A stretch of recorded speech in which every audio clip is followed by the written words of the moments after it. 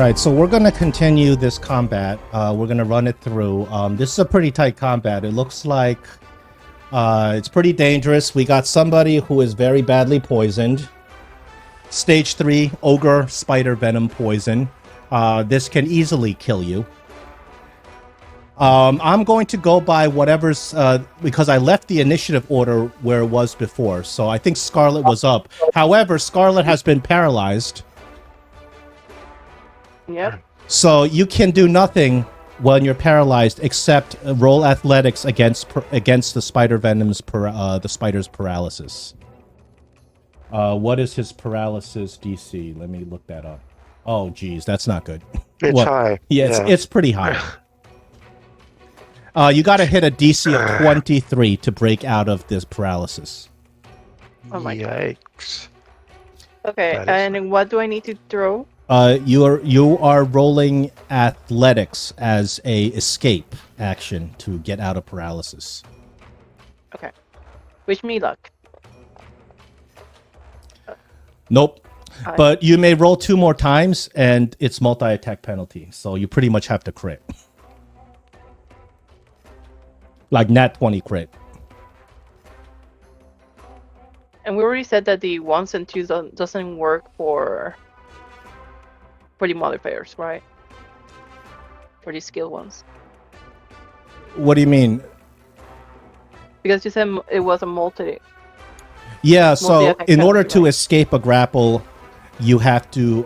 it's an attack trait. So that skill is an attack trait.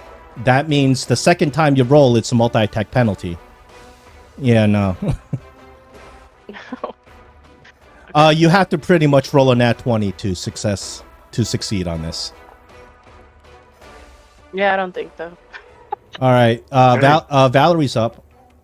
Let's see. Does Valerie have any horrible things going on? Nope. She's okay. No.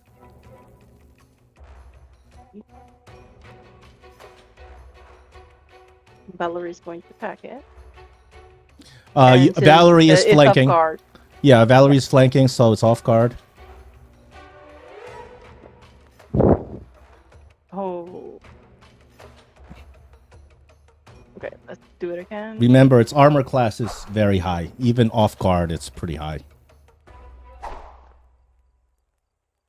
Yeah. Yeah, and let's see. Even off guard and frightened, 19's not enough.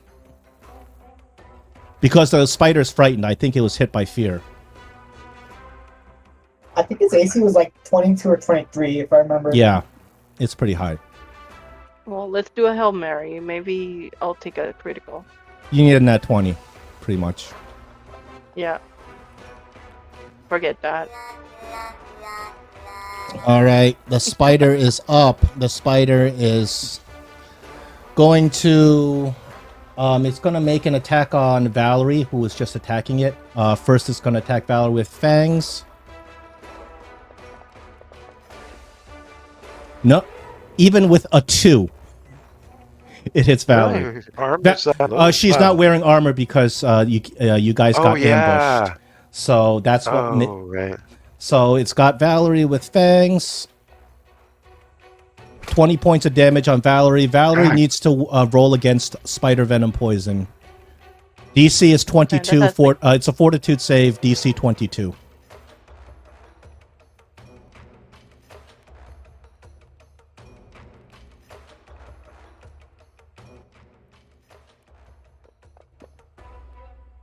I don't think. 18 is a regular failure, so Valerie hits stage 1 ogre spider venom. Now the spider gets a second action. It's going to attack Valerie again. Multi-attack penalty. Hopefully it misses. Nope, it hits again. Mm. 12 points of damage, but because Valerie is already poisoned with spider venom poison, it doesn't stack. Then it's going to do a third multi-attack penalty. It's going to now attack Gunthar. Third one misses. Talos, you're up. I'm just gonna go for the 3 Hail attacks.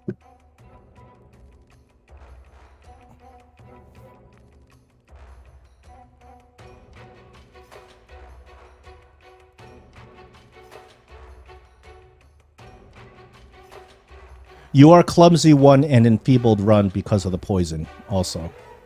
Yes, I know. Like, if I roll, is it gonna auto-apply that, right? Clumsy drops all your dex rolls. Enfeebled drops all your strength rolls. So anything that's based on dex or strength is -1. Okay, good to know. Oh, Oh. no.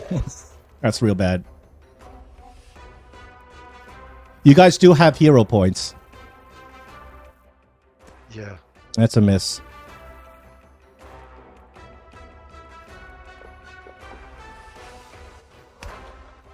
Ooh, just 1 from that 20, though. Even a Alright, 19. well, that's my turn. That's your turn. At the end of your turn, I need you to roll a fortitude save. Let me see if it does it automatically. Hold on. No, it doesn't. So I need you to roll a fortitude save. Really? Can I ask something? Ooh. If Talos added the +2 of guard, would it hit or would it still? Off guard. Did you add off guard? I actually forgot to add off guard. Even if you add it off guard, a natural 1 won't hit. The 10 plus 2 won't hit. And the third one, 19. Oh, so the 19 is not off guard, right? The third roll, you didn't add off guard. That would 21, 22. A 22 would hit. Your third hit would strike. So just roll damage cool. for your third hit. Meanwhile, I'm going to roll some poison on you. We got 2d6 poison at the end of your turn. No.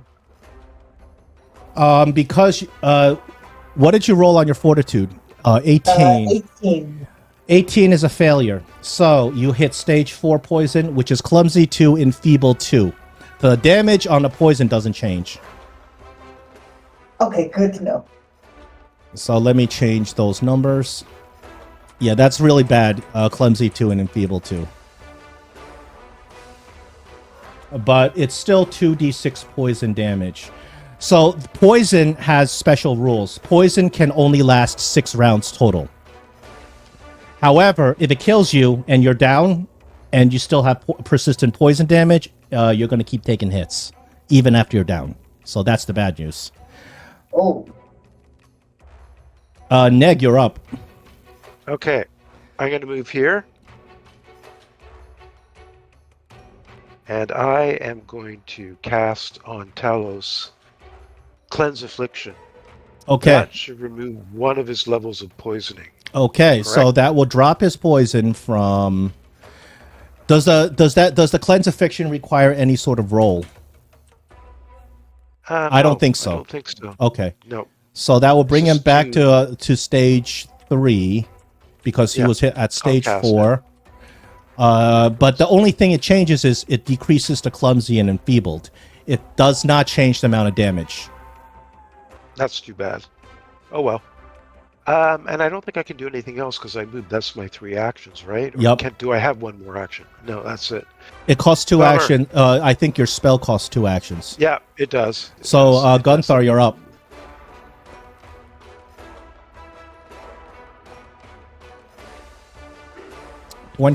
Hold on.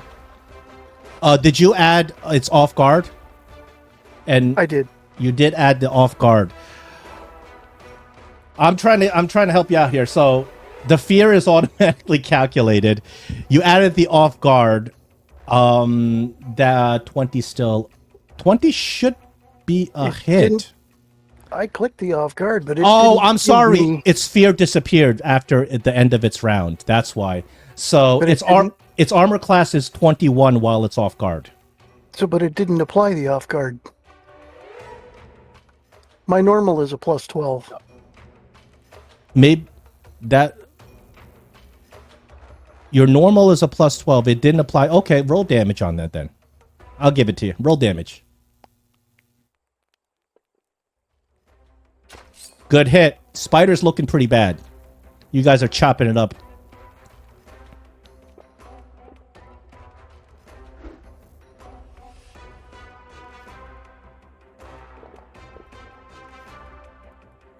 Oh well. All right, Tristan.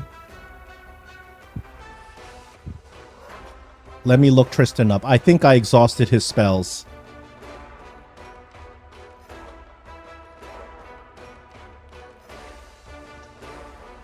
Yeah, I've exhausted Tristan's spells. Did I do his life You have a link? bow and arrow? No, hold on. Tristan can't hit anything. Let me see. Yeah, you put it on a talisman. I put life link on you. Yeah. Oh, if I put lifelink on you, I have to give you some hit points back.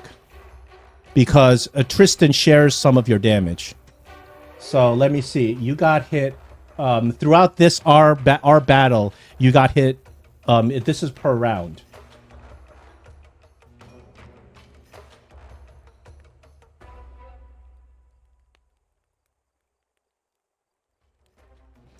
So I'm gonna give you 3 hit points back,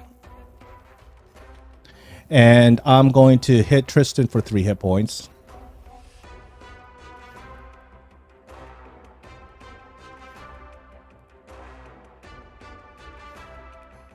Okay, that's it. That's it for the life link. He's level 1. All right, Tristan is out of spells. So he's going to fire a Divine Lance. See if he can hit.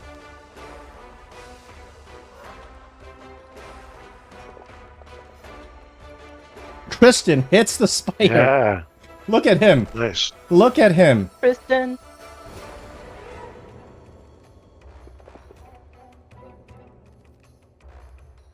Five points of damage, and then for his second action, he casts a shield.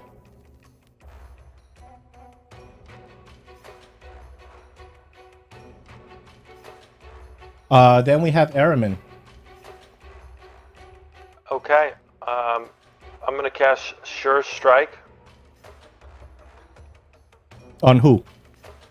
myself, obviously, because I just re-roll it if I miss.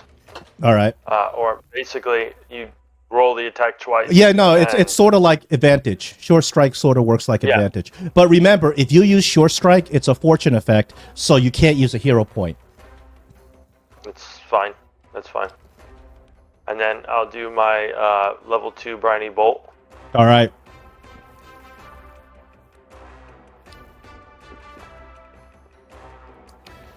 That's sure strike. Let's see if it hits.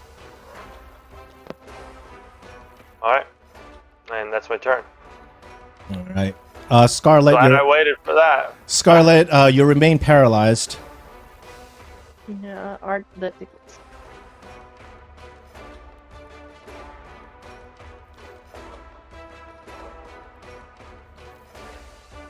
And that's one. Oh my god, I can't with this. There's no penalty for crit failing when you're already paralyzed. Valerie, you get a turn, but at the end of your turn, you're going to be taking some damage from the venom. Okay. No. Actually, technically, you're supposed to be taking advantage. I think beginning of the turn, but we're just I'll let it happen at the end of the turn. I have to look that up. I forgot if you're actually supposed to take damage in the beginning of the turn.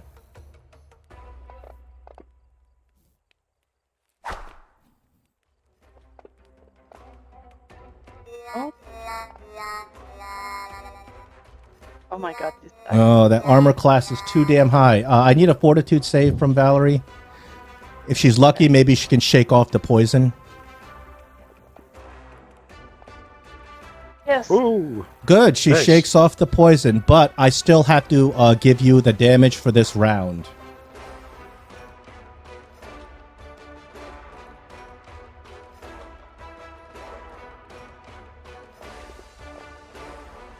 Yes. Oh, lucky. There we Screw. go. You see, this is partially skilled, but also has a lot to do with luck. The spider is going to turn to you, Neg, and shoot a web at you. Ah, bloody thing. Of course. But your armor class is higher than 19? Yes, it is. Okay. I have my shield raised and I'm cowering behind it. Okay, so it's going to throw fangs at Valerie. Actually, no, Gunthar's the last person who hit it.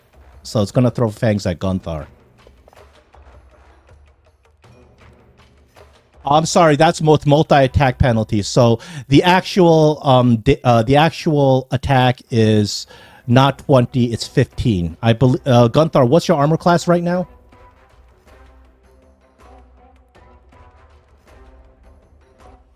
$17. Okay, so it misses.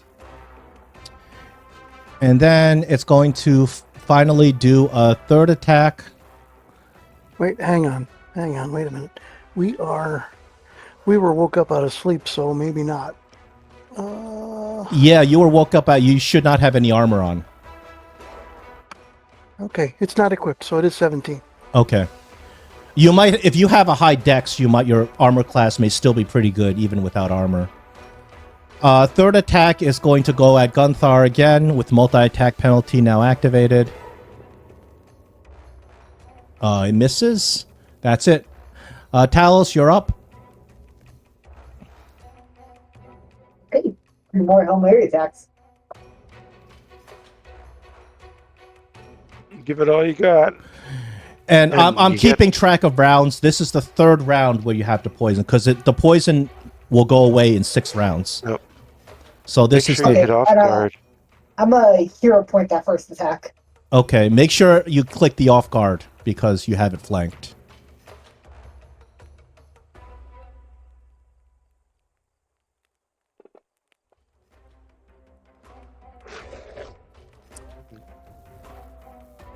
No, not quite. You're just short. A little bit.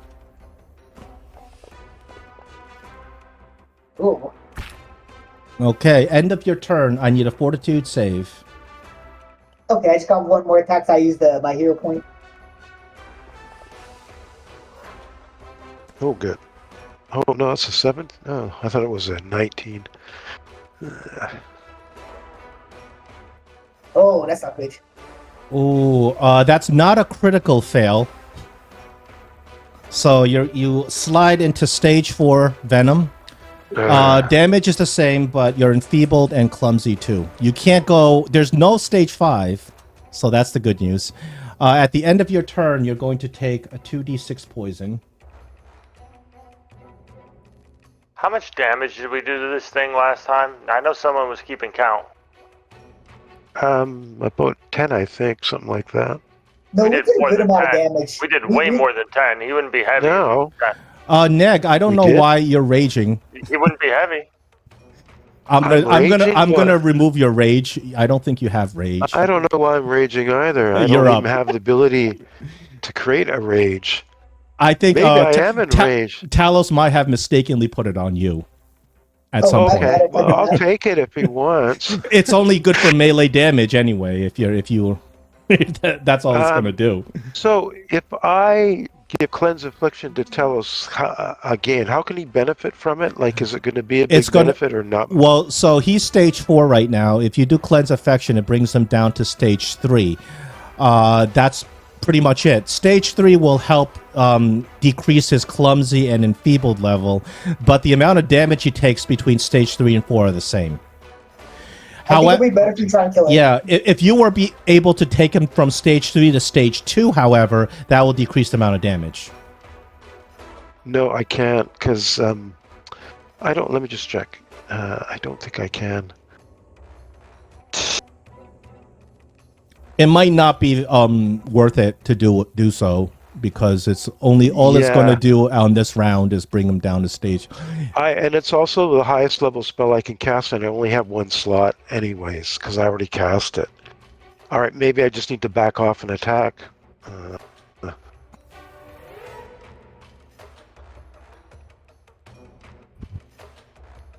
I'll go here for now. And I will bring out my lustrous. Technically, you can't go here, but oh yeah, there we go. I can't. Oh, that's fine. It's off the map, but that's fine. I'm bring out my lustrous chunk of cold iron and pulling it at it, and I'm pissed. I won't even say what I say as I fire it because I'm just too pissed off. And I fire needle darts, of course. Let's do a needle darts attack. Oh no! Screw it! I'm burning my hero point. This thing needs to go down. I fire it again. That hits. Good. It was worth it. There you go. Oh, yay, There you go. damn it. You 2, 2, Oh, I 1, did it. 3. That was a success. Oh, goody. That was was a lousy damage roll. we are not out of initiative because we have somebody who is poisoned. Right. So, Gunther, Okay. you're up.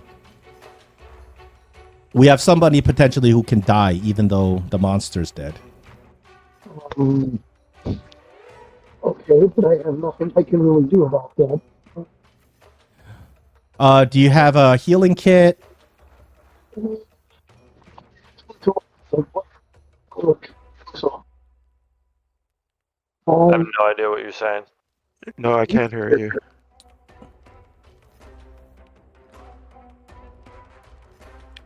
You can do things. You can try to assist Talos with an aid action to help his saving throw. If you can think of a way to use some of your skills to do so. is this better? Yeah, that's so much better. Yep. Okay, I have a healing potion, minor. Talos will die from healing potions. He's partially undead.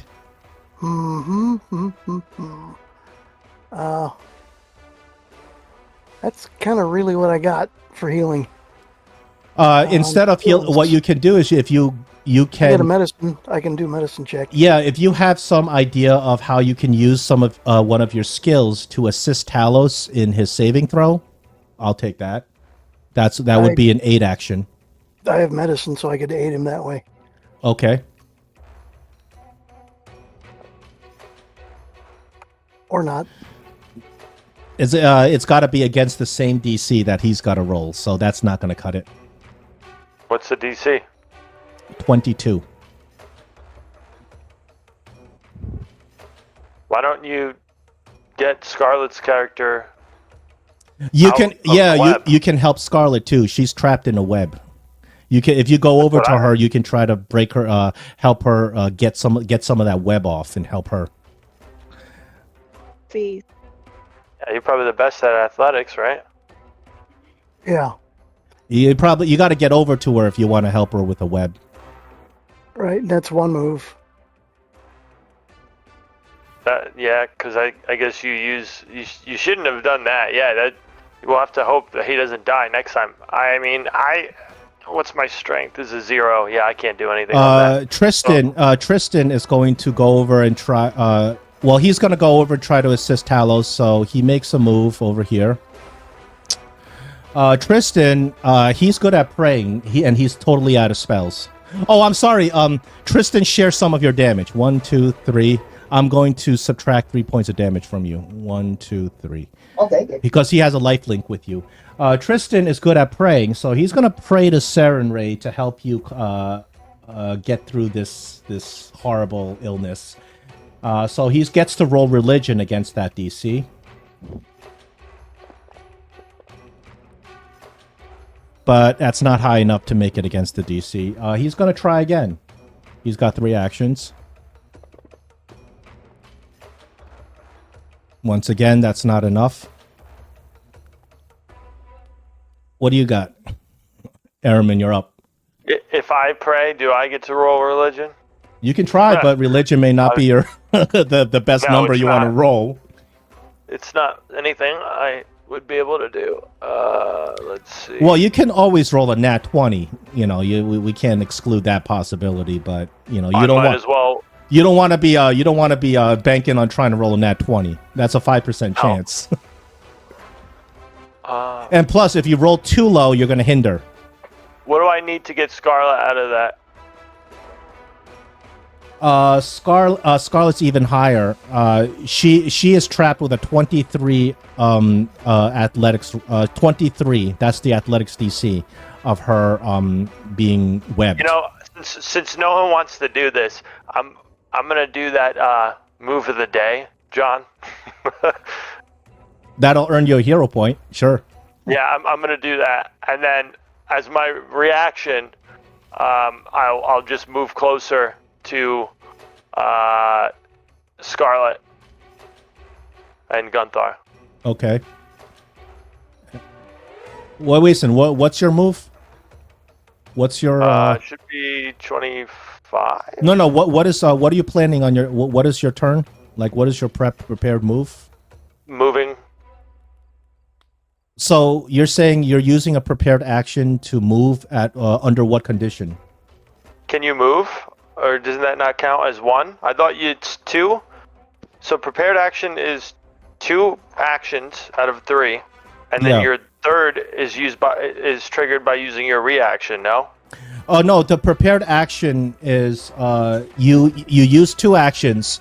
One of the actions is to prepare an action, but the other one is the action itself, and then on somebody else's turn you use a reaction. You're holding it. Right. So the prepared action, costs you 2 actions. Oh, okay. So then what I'll do is I will try to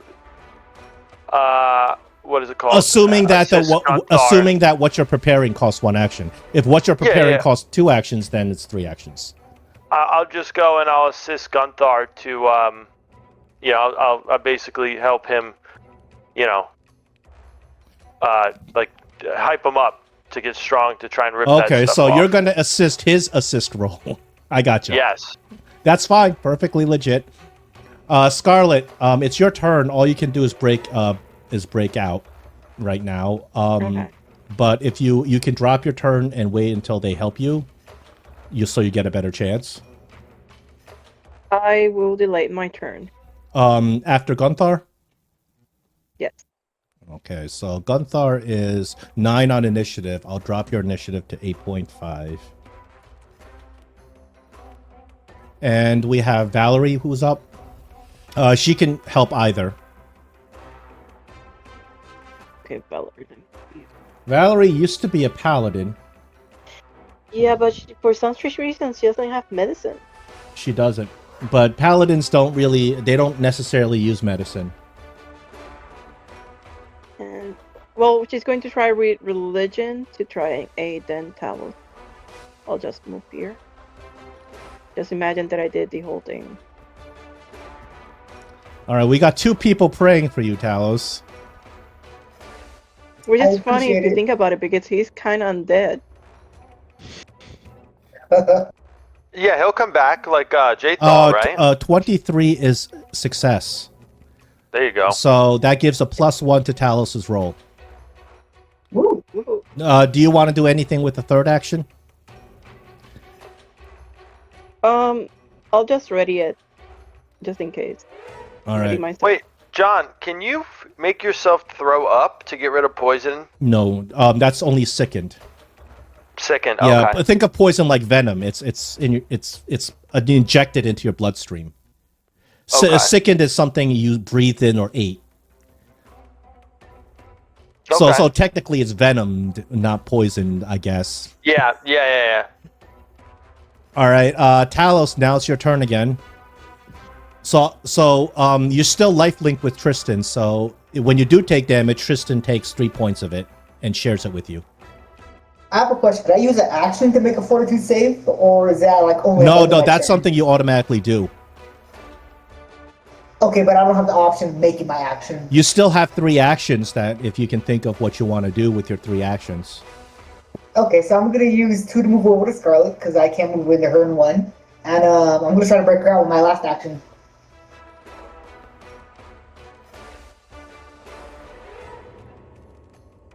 Listen, what are you doing right now?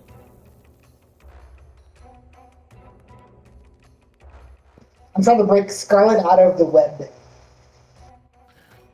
actually was able to get that Well, one action. the thing is, you can't assist any more than she's already going to be assisted because we have Gunthar assisting her.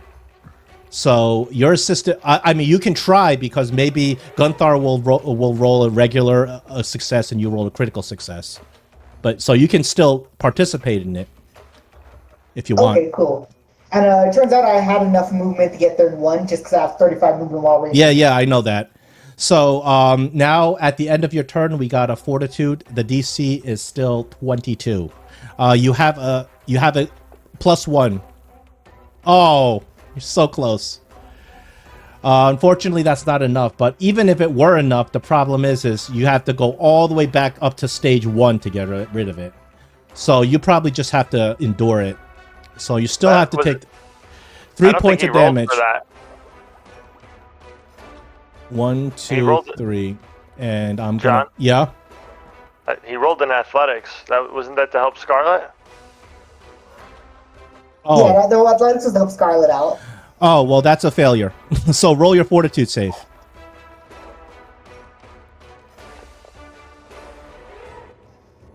That's a success. So with that success, you go to stage 3. However, the damage is the same. But it's Okay. split, right? Yeah, Yeah, I split it with Tristan. So you might actually just Nice. kill off Tristan instead. Can you like just end that and just not die? That's the end of your turn. No, can Tristan end that life link? I gotta check on that. I'm not sure because that's his Oracle skill. The spell ends when he falls unconscious. Oh, he can dismiss it. He can. Yeah, Okay, as he long can as he- end it. He might end it because I don't think he can take another hit. Okay, yeah, hopefully that. I could maybe live this.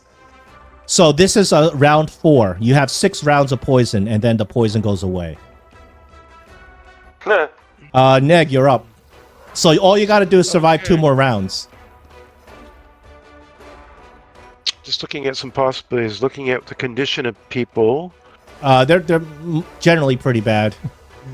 Yeah, I know. I'm trying to see what I've got in inventory. Okay, I think I will move. I can't really move further than this. I'll move there, and I will give to. I'm gonna give it. So if you want a hint, if you heal Tristan, he can endure some more pain and help Talos' poison because he's lifelink. I with was gonna Talos. heal Valerie, but what is Tristan's hit? I didn't really see his health. What's he at? He's only 2 hit points down, though. Yeah. Oh, no. He's 15. Actually, He's 15. I just did the math. Even if I get 2 maximal poisons, that's going to be a total of 24 damage for 2 rounds. I have 25 health, so I can live this with 1 hit point at worst. You can survive. He can survive this. Okay. All right, so you're not in Valerie, bad we're at a shape. bit of Talos can survive this, and if combat ends with a Scarlet still paralyzed, then we'll just say eventually you get the webs off. Okay, so So I could- you guys I are can't- in a good spot. Talos will survive, even if he gets maximal damage from all the poison. He'll still survive. okay, so we're going out of combat rounds now, or I out of think initiative? we should because there's no point in running this through because you're going to survive. Okay. Cool. Yeah, rather than roll? you, Yeah, drag it out. exactly. Technically, can't you just burn the webs? Yeah. What if you were to try to burn the webs? I would have to ask you to roll some sort of check against the webs, because these webs are super webs. So if you want to use your spell to burn the webs, I would ask you to No, roll. I mean just hold a torch like right next to it. Yeah. So if you're doing that, let's pretend these are ultra webs. They're so sticky and it takes a long time to burn off. So if you try to do that, I would ask you to roll some sort of check against the web DC. Does Valerie have any healing ability herself, or any potions No. on her? Okay, I'm gonna give her a healing potion lesser.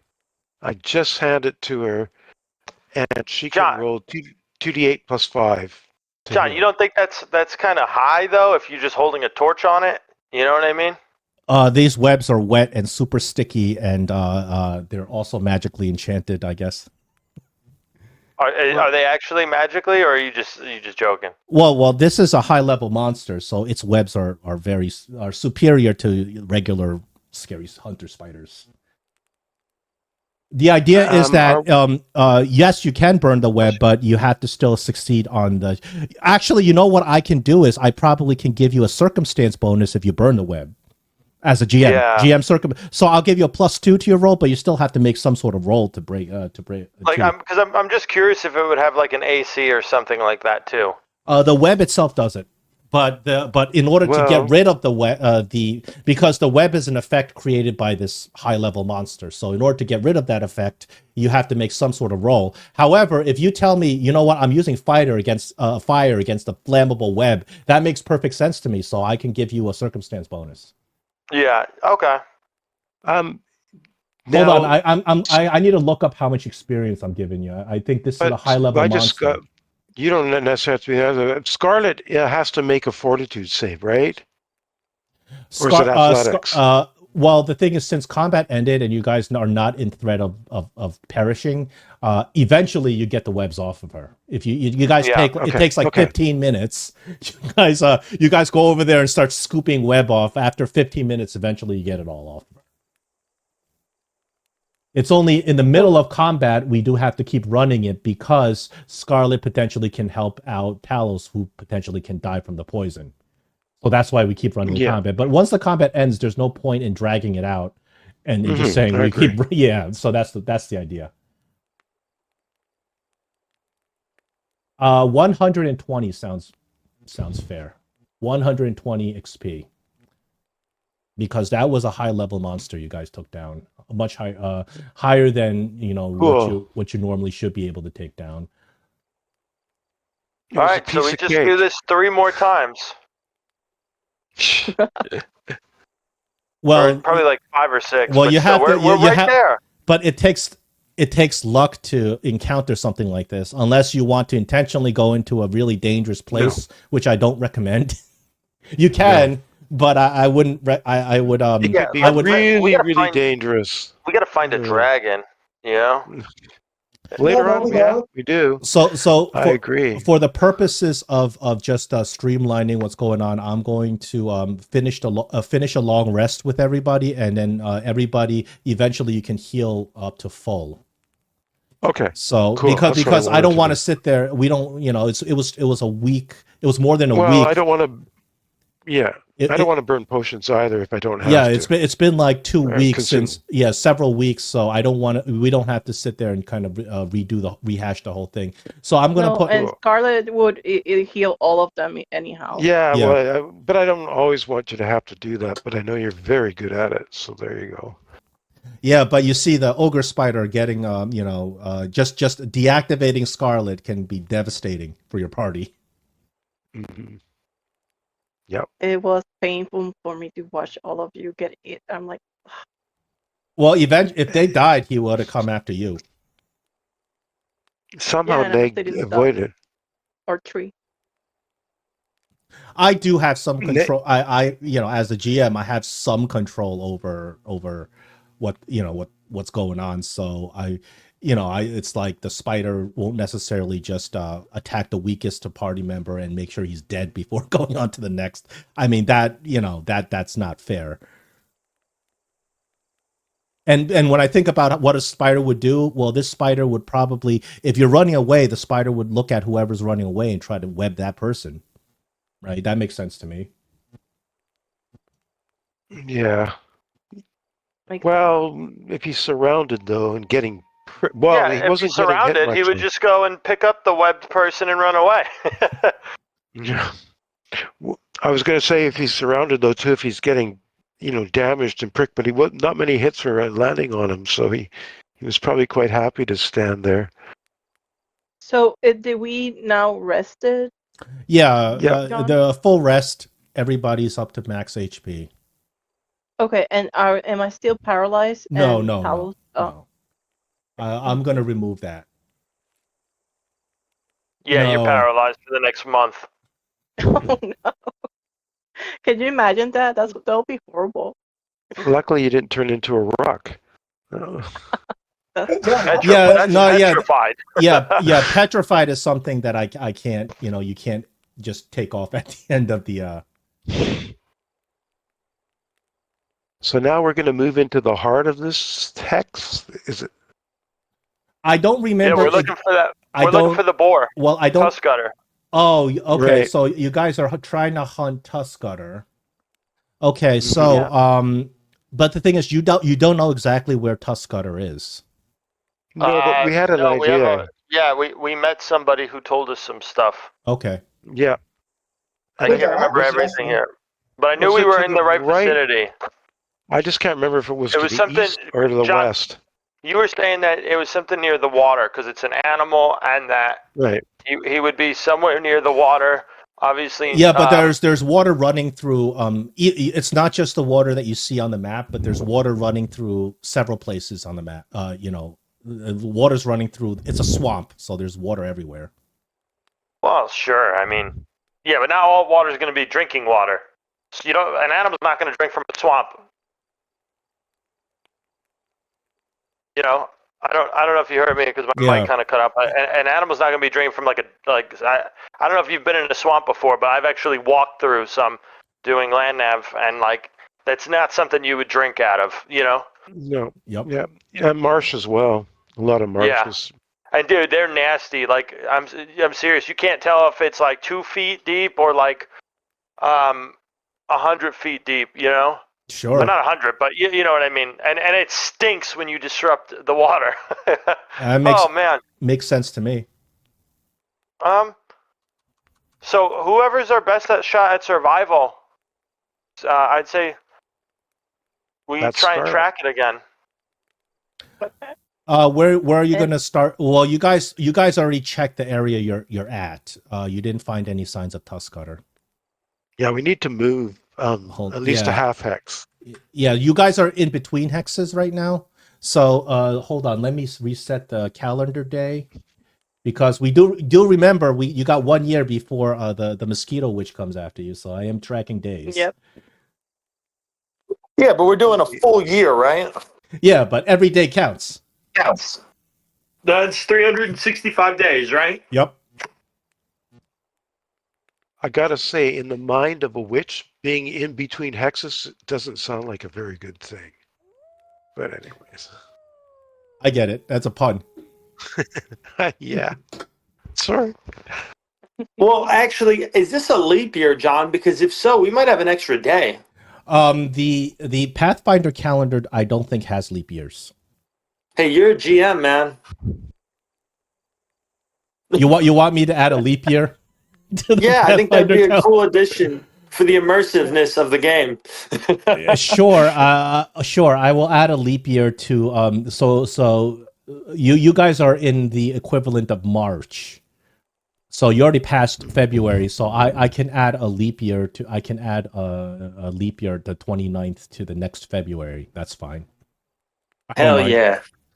Yeah, you see that, everyone. I just got you 1 extra day for Valerie.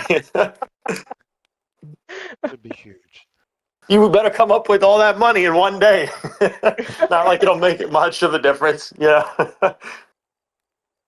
But oh, man. You know what would make a lot of money is having a kingdom. Yeah. Or a business. An enterprise. Yeah, unfortunately, we're getting there. Well, they have downtime rules, but the downtime rules you earn, the amount of money you earn is based on your level. So you can't get that rich just doing downtime activities. When you get higher level, you get more money, but it's also relevant to how much money you need to buy equipment and stuff. So they do have downtime, but downtime rooms are meant for, let's say we finish the chapter and I say, okay, you guys have 6 months of downtime. That's what when the rules come into play. Then you can say, you know what, I want to work for 6 months, and then we can tabulate how much money you make based on, how well you roll. Mm-hmm. And I was just going to say, that's all random, though. It is random. Yeah. It is random, but if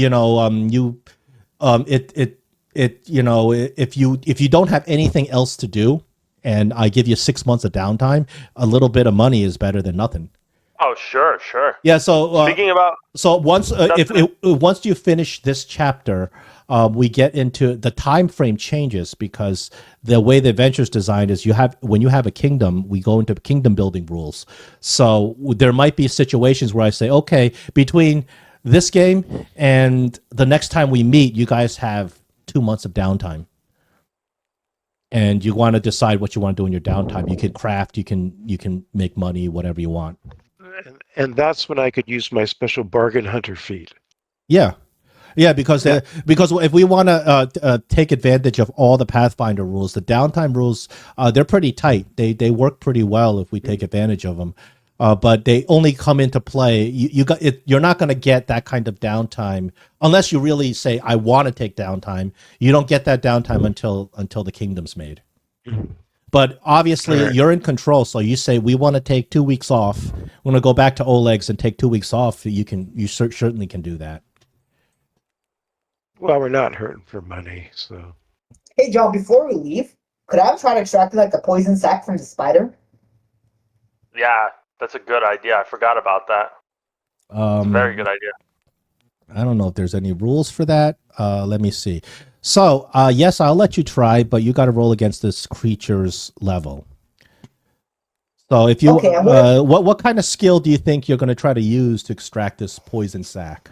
Well, I went into crafting alchemy, so I'm assuming I would know poisons and like things that lead to poisons. Would I be able to use crafting for that? I will.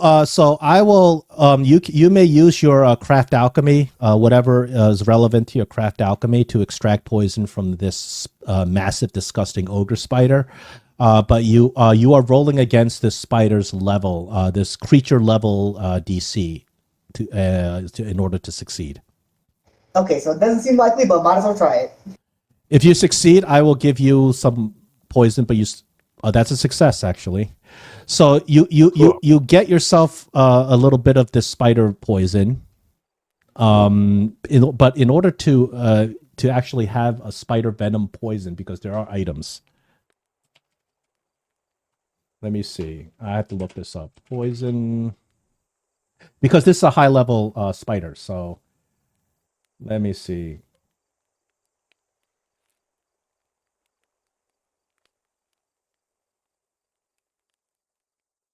Because there is an extract poison spell. That's why I'm using that as the basis. Okay.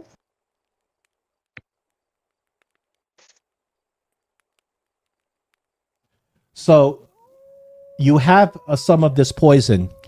If you want to, you can. If you want to have this poison usable, you want to create an item called Ogre Spider Venom Poison. Let me see what Ogre Spider Venom Poison.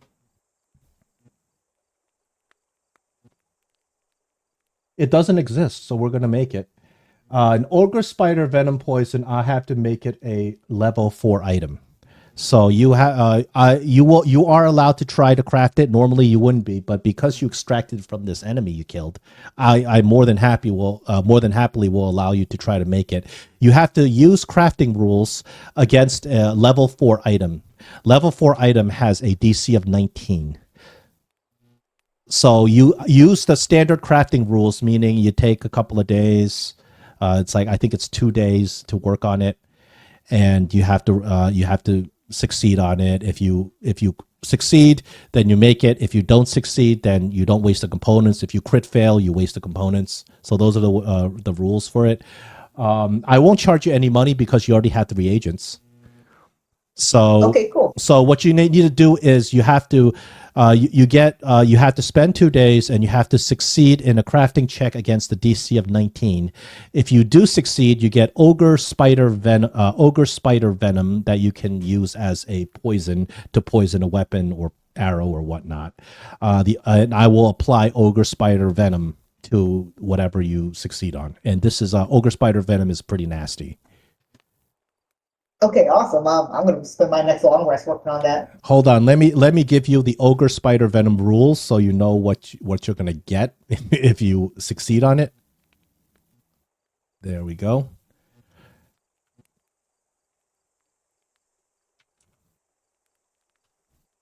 So this is Ogre Spider Venom. If you succeed, Remember, the DC is 19 to make this. If you succeed, that's what the poison does.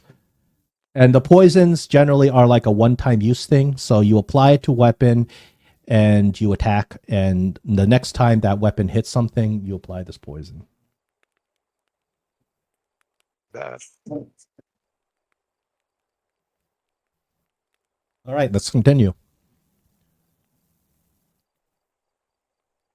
Okay, So, we need to move some direction. I can track.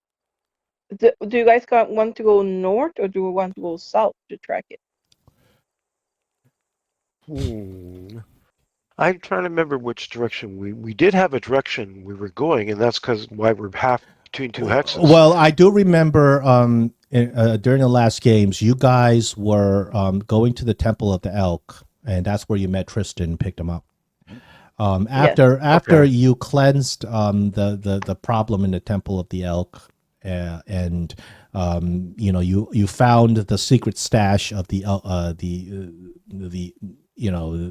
after you found the secret stash, you guys were leaving the Temple of the Elk.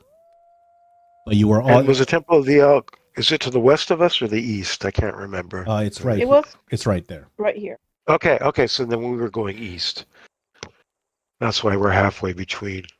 Yeah. So I think it was around here, maybe. I will pull up your. Let me pull up. That's why I have a quest log. Let me pull up your quest log because it's been a couple of weeks. Yeah, I don't remember. So you got. So your ultimate goal, of course, is to defeat the Stag Lord, thereby being able establishing your barony here in the Stolen Lands.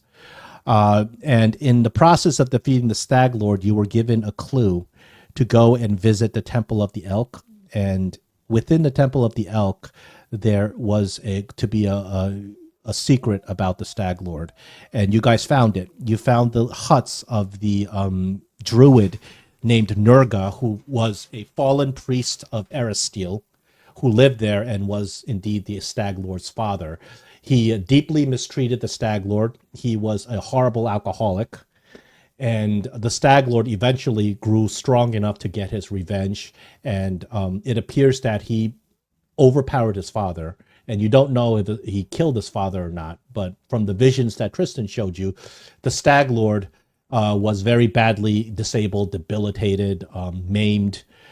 He became very powerful just out of sheer hatred and willpower. Taught himself how to shoot the bow with deadly accuracy, and that's how he defeated his father. And eventually, the Stag Lord became who he is down the road because he was raised in such a way. You don't know what happened to the Stag Lord's father, the priest named Nurga. Tristan was drawn here because he was getting visions from Sarenrae that he was needed there. And he was getting visions that there was great evil there. And that's when when he went to the Temple of the Elk, he was accosted by the Cursed Bear, and you guys saved him from the Cursed Bear. And in turn, he assisted you in eliminating the curse that was on the area. However, he's also told you that there is a deeper curse, a deeper taint that's in the land itself that will take a lot more effort and resources to cleanse. Probably it'll take the kind of resources that a kingdom has. It's not something that he can do right now. But he says that one day, you should return to the Temple of the Elk to actually fully cleanse it and establish a real church there. In the meantime, you guys also were interested in finding Tuskgutter. He is a massive boar, very destructive, known to have killed travelers. It's the nastiest boar in the Greenbelt. Last seen heading into the Nar Marshes.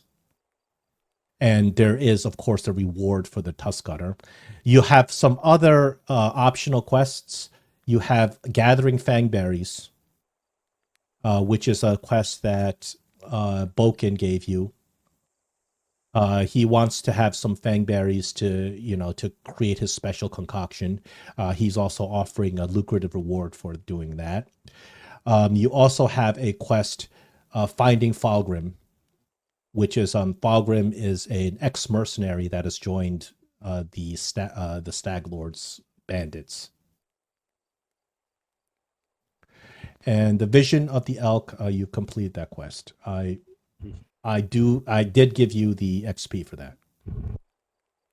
Yes, you did.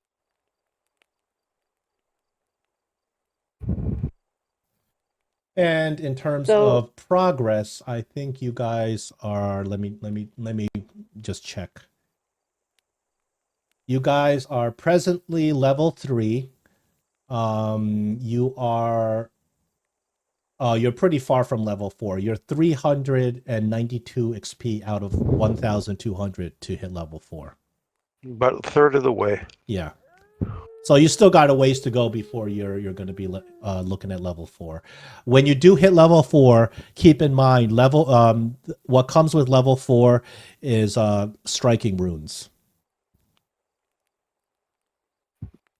I believe you guys found the Stag Lord's old bow, which is magically enchanted with a striking rune that is not removable.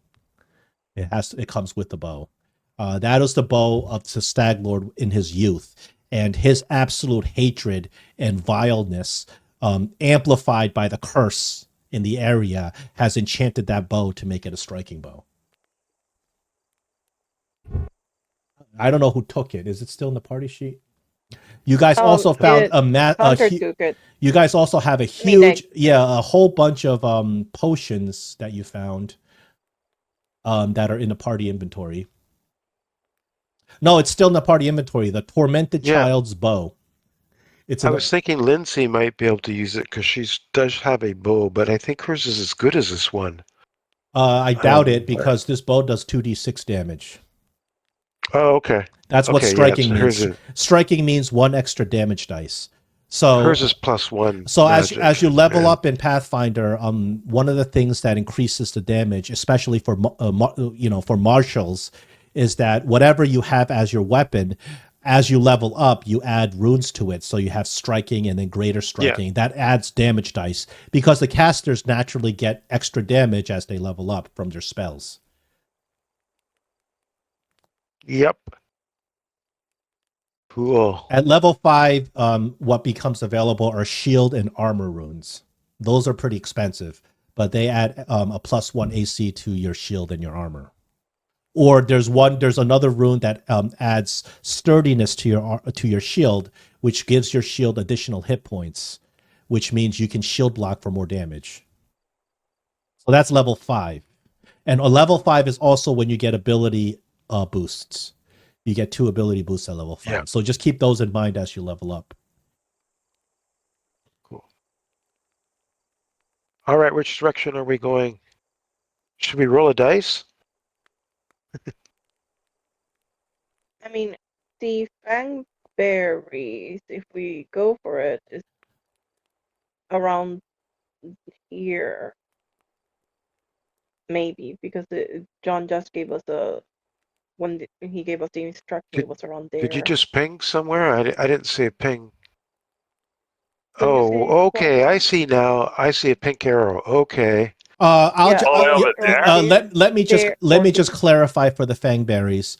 So I think you guys have maybe misheard me, but when Boken told you where to go for the fangberries, he said 50 miles south of Oleg's trading post, not 50 miles south of him. Right. Yeah. So because you guys kept pointing there, and I think that what you're looking for is 50 miles south of his location, but what he actually said was 50 miles south of Oleg's trading post. About 50 miles. Okay. So we're not far from that. So over here. Yeah. Over around there, or the upper 2x up there. So what if this is a Stag Lord's fortress right here. You guys had that pointed out to you by Keston, because Keston has been doing a lot of reconnaissance with his mercenaries. So that's where the fangberries are.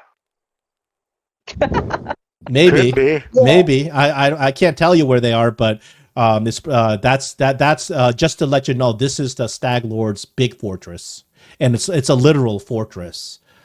Keston's not sure exactly how many bandits are with him, but he says it's a pretty sizable group of bandits down there. Yeah, we don't. He also go there yet. Keston also told you that he has some satellite camps in the area.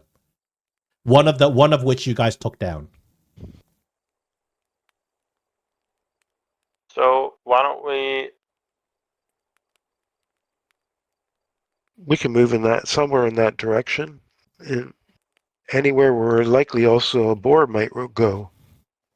Honestly, be if awesome. you want, we could go towards the Fangberries, but like we follow the path of the river, and what we're doing, we'll also be looking for the boar. So we kind of do both at the same time. So then we should cross the river, probably like right here at the Dorn. Hold on. You can just pull the "You are here" marker where you want to go. So pull it down to, you're saying, to here. Remember, because you're in the Nar Marshes, you're in difficult terrain.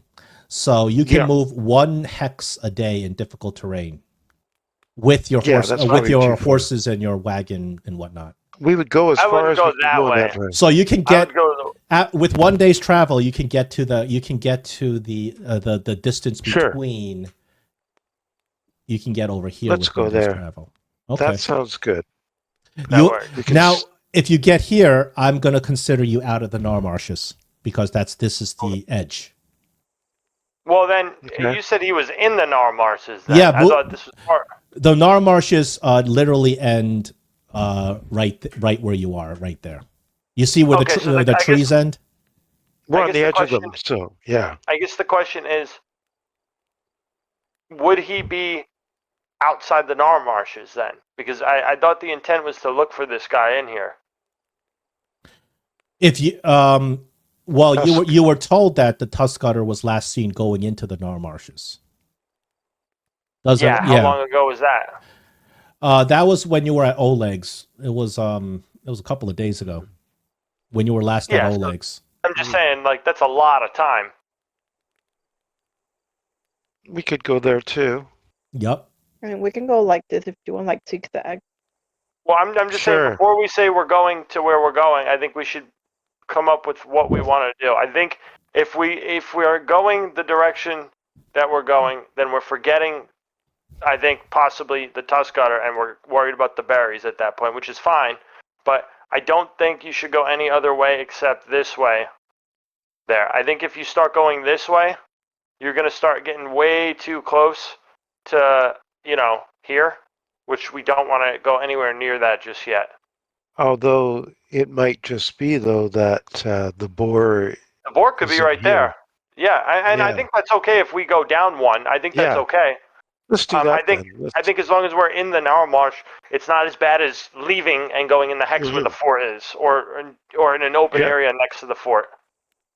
Yeah, I agree. Let's just go down. Let's go down. Let's go southward and onward. Okay, pull where you wanna travel. Like here, maybe. Sure. Can we go that far? Yeah, that's fine. And we're searching during this, right? Well, you have to use a travel. You have to use a travel action to search. So you end up there, and it's sunset. Yeah. Well, what's the travel action? A travel action will take the place of every day you have 2 travel actions. In order to move through Nar Marshes, you have to use 2 actions per hex.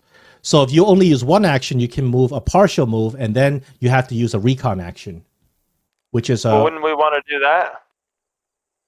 That's on you. Yeah, because we want to try. We have someone who can pick up tracks. Scarlet can look for the tracks with the survival skills. So we definitely want to do reconning as we go. I would think. I would agree. Yep. So do I throw the track now? So what is your plan for today? You're gonna move. I guess you're gonna move partially, right? Yeah. Like over here. Yep. That's a partial move, and then you want to use a recon action, correct? Yeah. Yeah. So is it track, scout, search? Survival would make sense. Okay, survive.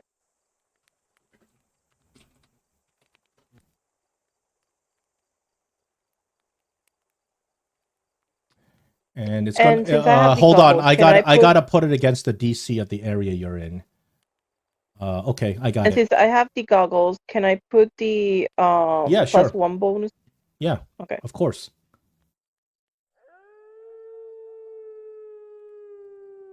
Tell me when you're ready. I'm ready. Okay, here.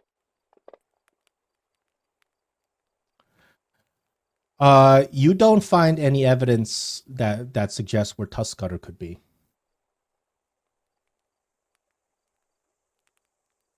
Okay. And is there something else I can do to offset that, or we're done because it's just for exploration purposes? Actually, if you use an exploration a recon action, everybody may roll. It's not just you. What kind of roll? Is it a survival roll? Well, if you can think of some other way to locate Tuskgutter, Okay. I'll accept it. You got to tell me what you're trying to do, and I'll see if it applies. All right, let me think. Gunther, you succeed.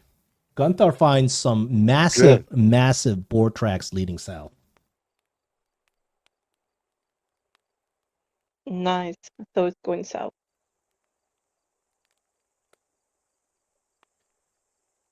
But right now it's around sunset. So if you want to track We gotta into camp. if you want to track into the night, you can do that. If you want to camp and wait till tomorrow, you can do that as well. Okay, let's do camp. Anybody know We- if boars are nocturnal? I can see Well, it night, but that's only me. someone with nature would know. I would think for sure, because it's not an uncommon animal. Well, I can give it a shot. I would imagine it would be if I'm going off of real life like knowledge. Yeah, if you live in a place like France, boars are everywhere. They're right in the middle of towns. Right. Actually, when it comes to boars, because I was in Africa and there were warthogs walking around all day long. I think they're both. It's a different. I think they're both. A boar and a warthog aren't the same thing, though. Yeah, but they're part of the same family, so I can I can imagine how they would behave similar. I think they're both. They are not boars, though. They are not boars. You know, they're members of the pig family. Yeah. But they do different.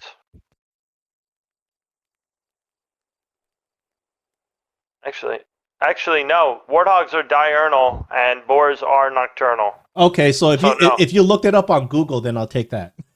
Boars are nocturnal. Yeah, that's a success on warthogs are diurnal. That's a nature success. The boars are. You do find out that boars are nocturnal. Dude, warthogs are freaking nasty looking. Yeah.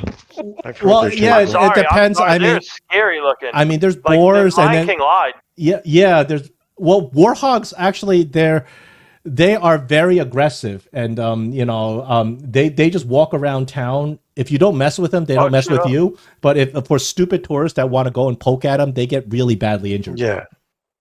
Of course.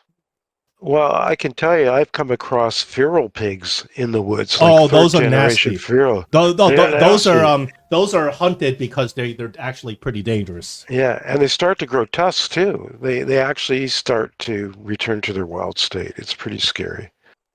It's actually pretty amazing how we have domesticated something like that to be a pig. Well, I stayed well and clear of them. I'll tell you that. Yes, you do. You do think that boars are nocturnal. So we should not camp and search at night then. Maybe we have a better chance. Yeah. So if you want to forego camping tonight and follow the tracks, you may do that. Okay, so we're going to track him? Yeah, try and track it.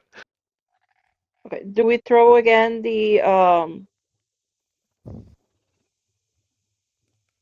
the survival check. Hold on, I got to roll. I got to do a roll here. Let me see.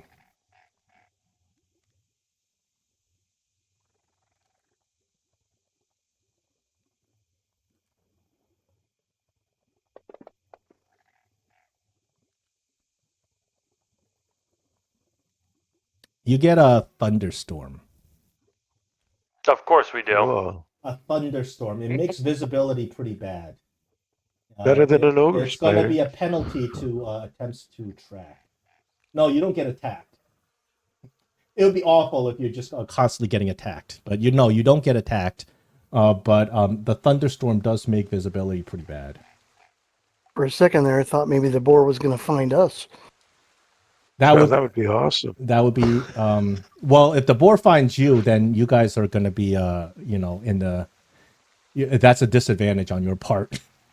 Yeah, we'll be surprised, right? Yeah, you would prefer to find the boar and ambush the boar as opposed to the other way around. Naturally, we can so take it. I mean, come on. Yeah,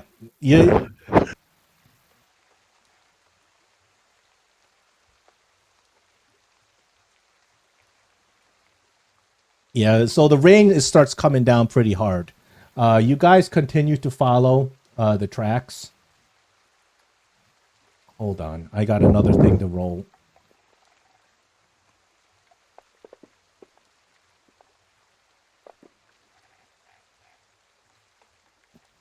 I didn't mean to roll that.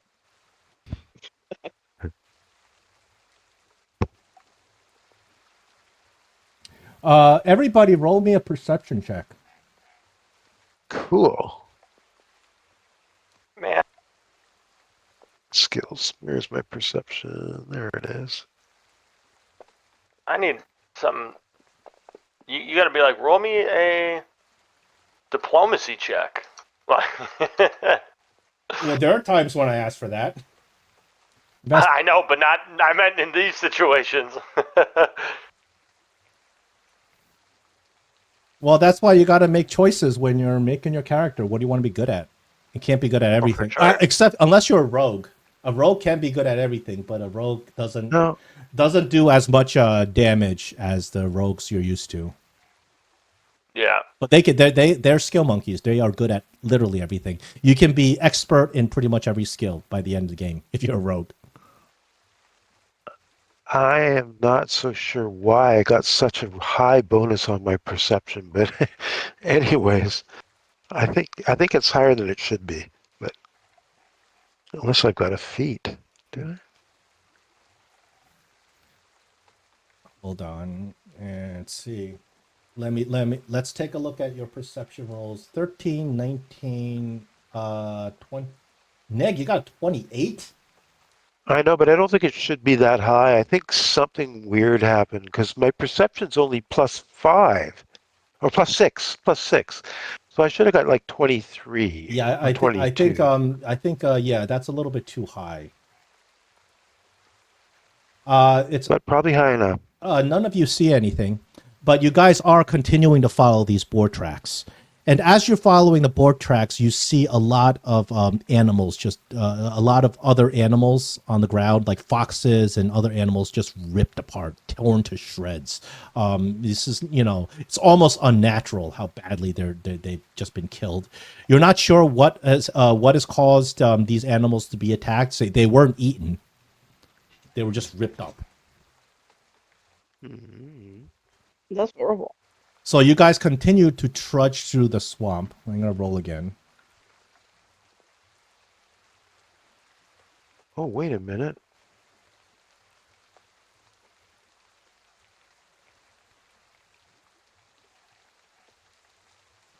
You get the foreboding sense that something's watching you. You look around and you don't. The rain is coming down so hard you can't see anything. Do you continue in the rain? Because this is not only is it rain, but it's nighttime.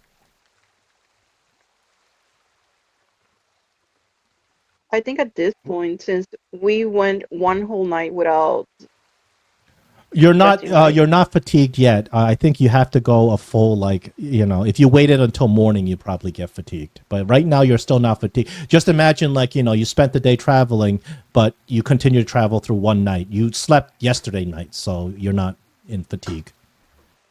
But right now, the rain's coming down pretty hard, and then you hear the crack of thunder. And at moments, the crack of thunder just kind of lights up the sky, and you get a lot of visibility, but that only lasts for a second. Not enough to look around and search for anything. Okay.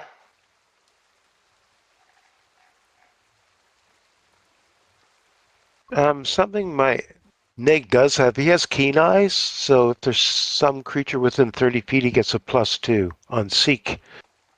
The Okay. seek perception action. Okay, so for that, if you were to actively say I'm seeking, I'll let that apply. Mm-hmm. Okay. I'm definitely going to be actively seeking with all those. Sure. Massacre. You guys are moving along, and I will. If you want to actively seek, I will count that as your exploration action. That's fine. Mm-hmm. Okay. So after continuing to follow, you see that the tracks move over into a burrow. However, you also see tracks coming out of the burrow. Sure. Someone investigate these tracks. Okay. Oh, you can roll. Can You can roll some survival on the tracks to kind of if you want a little bit more information. Whoa! Somebody did a nat 20. 2 nat 20s. Oh my God! Nice. Okay. Excellent. With a critical success on these tracks, you realize that these tracks are not that new. Just noticing how much the tracks have been kind of filled in. These tracks are probably like a day or so old. You think that the boar has gone into this burrow, and this is where the boar slept probably yesterday.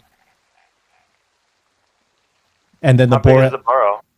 The burrow is it's very cramped, so you probably can't even squeeze in there unless you're small sized. And when you squeeze in there, it's like maybe 6 or 7 feet wide. It's full of refuse and smelly awful. Like you look inside and it's just a lot of rotten stuff that the boar's probably been feasting on. And the boar probably left earlier today, but these are. It's not that big of a boar then. Oh, it's from what you see, it's probably a pretty large boar. It's larger than your average boar. But you said it's still kind of tight for us. Yeah, it's tight for you, but a boar, boars they're 4-legged animals. They can squeeze. Yeah. This boar is it's not a gargantuan boar. It's probably not the size of a dragon. Sure.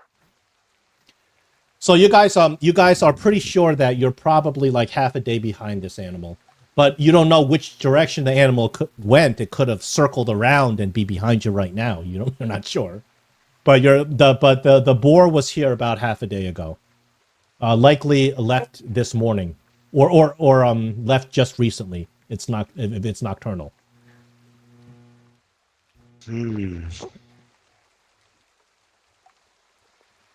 And then lightning cracks again. Everybody roll a perception check.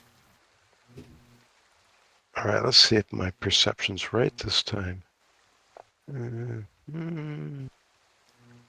I pretty much need a nat 20. Oh, close, Neg. So close. No, that time it rolled correctly. Really? That's not enough. No. I need a nat 20 on this one because you failed the previous one. Well, Scarlet rolled 31 on her survive. Oh, no. This is the perception. Yeah. Okay, wait. So lightning strikes, lighting up the whole area. You guys turn around. You think you saw something on a very high hill in a distance, but when you look closely, you don't see anything there. A high hill, and you really get a deep foreboding sense that something's watching you. How far is the distance? The hill's probably maybe like 50, 60 feet away. It's like a clearing out of the swamp, like a big like natural hilly mound where How where far there's away less did you say? trees. Oh, maybe 50, How? 50, 60 feet. Oh, okay. I wouldn't get my +2 bonus then. Turn. Do you want to go Oh yeah, there? yeah. I will. I accept your +2 bonus, but you still pretty much need a. You pretty much need a net. So even 27 No, perception is not enough. no, Whoa. no, no. So this rain's really coming down. Not for this. Not for this perception check. This thing's really stealthy. But the boar footprints Well, you can continue to follow. The trail still leads on. Okay, so we do reconnaissance again as a group to do it, No, you John, guys we're not in like the where you have to use the travel act. We're not in that mode. You guys we're more in like an encounter in an exploration mode. So you guys can continue to follow the boar tracks. So you guys continue to pick up the boar tracks. They get a little sloshy because the rain is coming down so hard, but they're clearly still very strong imprints in the ground and obvious enough for you guys to keep following. The tracks kind of circle around. They seem to be just kind of going serpentine around inside the swamp. You guys come upon a dead body. And it seemed around where the dead body is, you see that there were other tracks, human tracks around the dead body, and then you see the boar tracks, and you see a lot of blood spilled everywhere. well, this is a very bloodthirsty boar. If it is the boar, we should search the body. we should. So you go. Search. You go and you look at the body. The body, it looks like whoever died here, unfortunately, was just left here. There were other people here, but they seem to have left and gone off in different directions, probably in fear, from what you deduce. This body appears to be one of Staglord's bandits. Is somebody you've never seen before. You don't really recognize. An older gentleman. He's got a whole bunch of scars on his body. He's got missing teeth. He just looks like a very kind of unkempt fellow. He's got alcohol on his breath. It looks like he was trying to fight for his life with a sword still in his hand that is still clasped in a death grip in his hand. The person died of 2 massive tusks to his chest that just instantaneously killed him. Okay. If can I do medicine to check and see like how long he's been dead? Sure.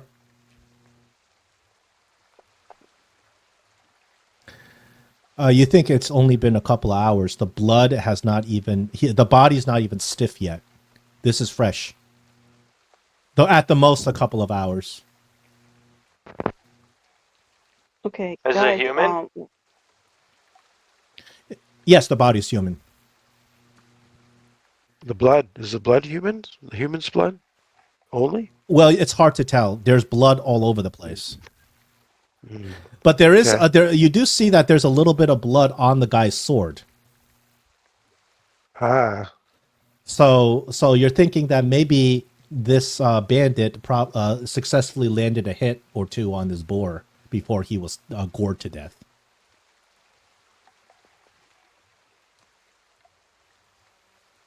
So either we're going to find the boar or we're going to find this guy's companion. Yeah, the other footprints scatter in all different directions. It looks like they just ran away in fear. But there is a clear... Sorry, there's a clear track of boar prints?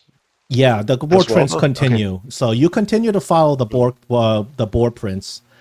And they kind of lead down into this ditch where everywhere you step, it's kind of swampy, goopy terrain. It's hard to walk.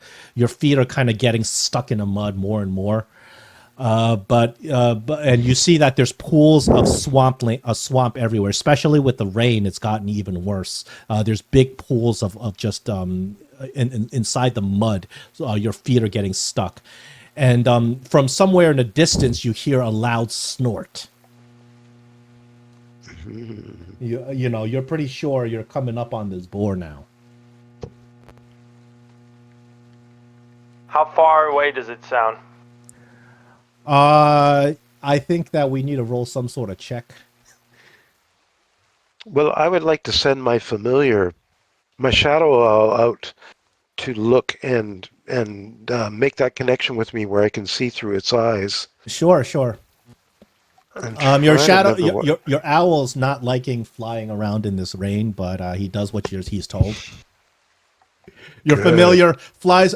Your familiar takes flight, and the problem is the rain is messing with its vision, so it's not seeing as well as it normally should be able to see in the middle of the night. But as it flies, as it flies forward, the familiar sees that down the path, past this murky area that you guys are stepping through, there appears to be kind of a larger gathering, like a large stream. At the stream, there's a cave, and you can the familiar sees that there's a lot of these boar prints that go into the cave. Good. Well, it looks like I tell everyone in the party what I'm seeing through my familiar's eyes. Looks like we maybe found the boar's den, Nice. or where it's now staying. Yeah, you're pretty sure. You're pretty sure that that's where these whatever happened to where you guys are. That's where the boar ended up. Question, All right. John. Have we moved in the stolen land? So, or are we still in that same patch? You guys are moving through the patch. The ground is it's kind of sinking halfway ankle deep. It's not getting deeper and deeper. It's just very very difficult kind of to move through. But if you move forward and you follow the prints, you'll probably end up at that clearing. Prince? What prince? I start running off. I'm just kidding. The boar prints. Yeah.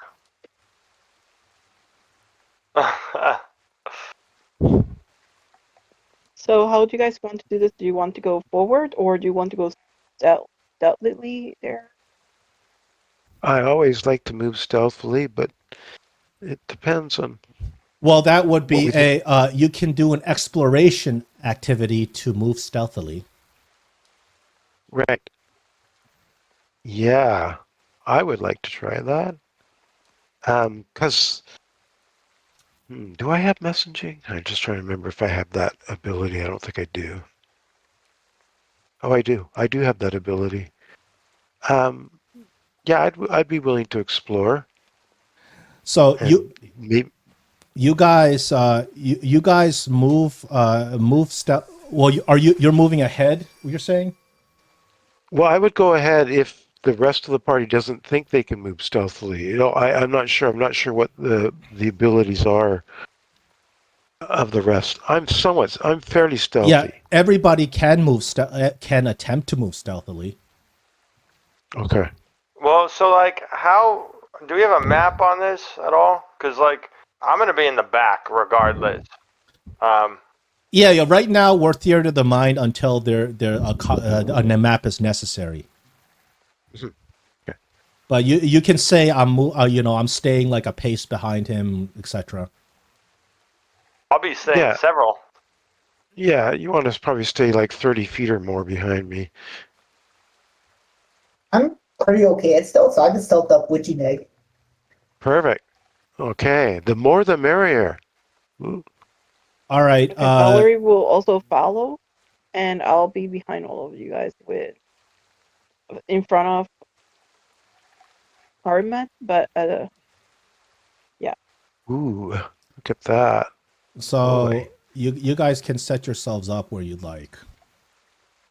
Yeah, that looks pretty good. As before you do anything or choose to do anything, I will another lightning flash shows up. I will let everybody have one more chance to roll that nat 20 to succeed on a perception check. On a perception, okay. Oh man, that's so hard. This is definitely you definitely need a nat 20 to succeed. I don't care what your perception bonus is. Nope, I did worse Oh, this God time. damn it. Oh, so close. Oh, there's Oh, a 20.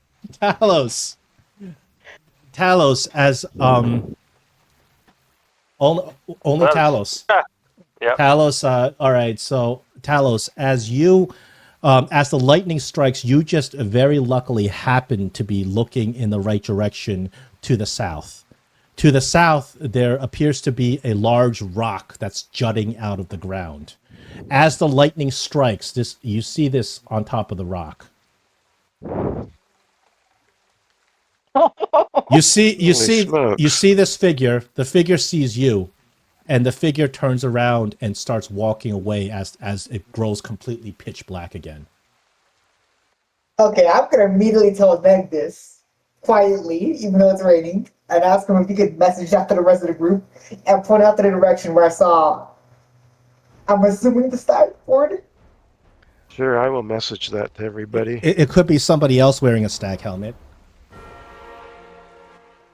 Yeah, Being this close to the haunted. fortress with a bow.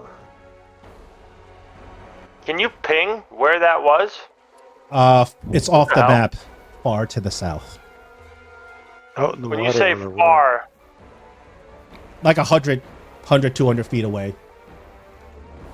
You only see him for an instant because the minute the lightning stops, you see him turn around and walk off. He is definitely haunting. He might have been hunting the boar too. That's true. Or he knows He has a about bow. us. But since you spotted him, he walked away. Yeah, he realized he's no match for us. Absolutely, Yeah. he saw you guys, and he's like, I'm. There's no way I can defeat this party, and I must leave. I must leave and leave the lands for good. And he left. someone shoot a spell or an arrow that direction. What could go wrong? Sure. She's going back. Let's call it 100 feet away, down south. You can certainly shoot at it. I don't care. Mhm. Well, I could fire a crossbow. Yeah, what That could go goes wrong? ahead. All right, I'll fire a crossbow in that direction that Talos is pointing in. Sure, and go I will ahead. fire it. Oh, it's You not a hear bad the roll. crossbow clang against the rock. Darn. All right. Well, it was worth a shot. Ha ha. But because you fired the crossbow made some noise, and you hear some stirring inside the cave. You hear some snorting and stirring. Wait, aren't we in a thunderstorm? Yeah. But crossbow, I mean, if you've ever heard a crossbow be fired, that makes a snap. Mm-hmm. Okay, before we, where is the cave entrance? So I get an idea. It's to the north. You guys see it.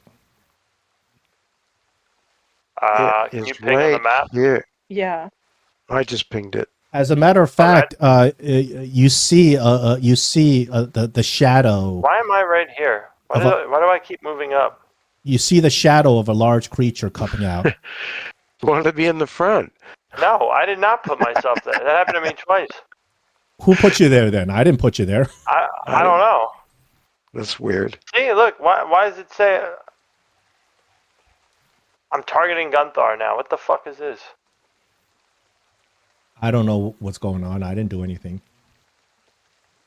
It's a weird map. If Okay, I so hear a is that- snort, I want to move here. Oh, I can't move. It's not locked. It's not unlocked. Put yourselves in position. Well, I want to be behind that rock. I'll ping it. I want to be right here, behind that rock. If I hear a snort after firing my crossbow, I'm like, oh, damn, maybe I shouldn't have done that. Yeah, put yourselves in position before, and then we roll initiative. For I'll some reason, let sorry. you guys. I'll let you guys set yourselves Oh, I up. know it. Okay, I know what I'm doing wrong. Sorry, I'm just being dumb and dumb. And staying in ping mode when I shouldn't be staying in ping mode. There we go. All right, where I everybody was. in position. Maybe we should move Tristan. I think he's too back. Where do you He's want being him to too be? bold. Here. Yeah, maybe behind me Hey, so this because is that way he's water. near, but not that too far to heal or things like that. Is this water behind over here? Maybe here. That's a beach Yeah, sort of yeah. thing right there. You guys are on sort of a beach, the stream onto the south. The Okay. stream, yeah, the beach of the stream, right. Makes Would you sense. call me a stream? No, I said we're on a stream. A beach of a I know. stream. A streamer. Uh-oh. Something's rolling. Initiative. Oh, initiative. Yeah. We're in And initiative. You guys have disturbed Tuskgutter. You weren't cool, I'm able to get rolling the my... drop on him, but you know, you guys at least are not Can being I ambushed roll by my... him. So I can't... Can I roll my stealth initiative, or do I have to roll regular perception You initiative? guys may roll stealth if you'd like. Okay. Not bad.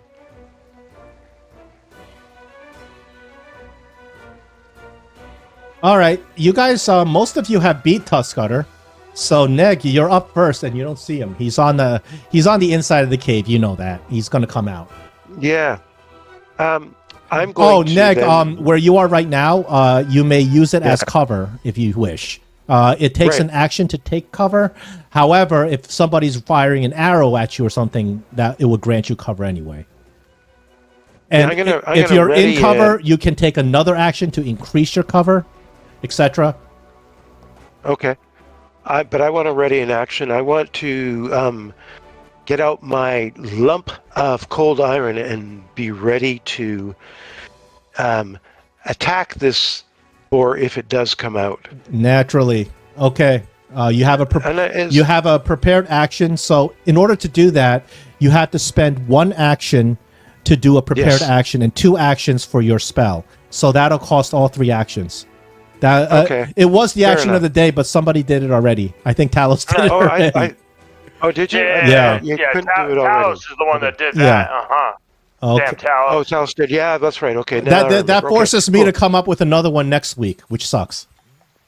I'm running out. Okay, I have that's to I have to go into like just giving out hero points every hour after that.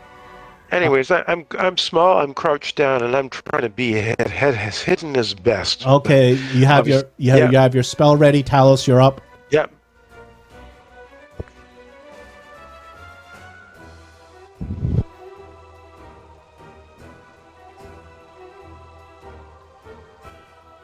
Would I be able to take like go to a place like hide behind the rock and take the stealth action for when it comes out, or just like What?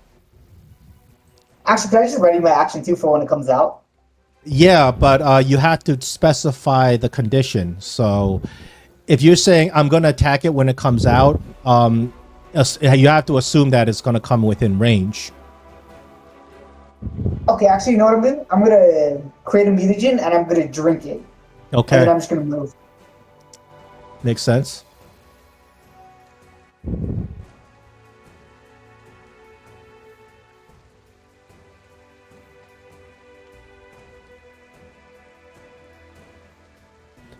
So Neg, because you rolled stealth for initiative and you beat Tuskgutter in the initiative, you are actually hidden against Tuskgutter. Oh wow. That's So awesome. when you do attack Tuskgutter, you get a +2 bonus because he's off guard. He's off guard to you. Excellent. Alright, and that's my turn. Gunthar, you're up.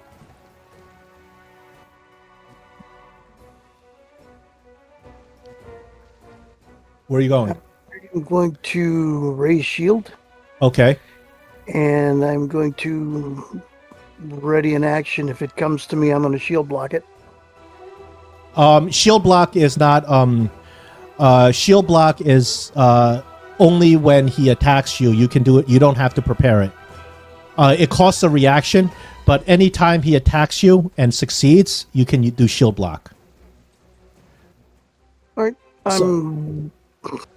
So you don't have you don't ever have to spend an action to prepare shield block. Talus up in front. What are you, tanking or what? Looks like it. Yep.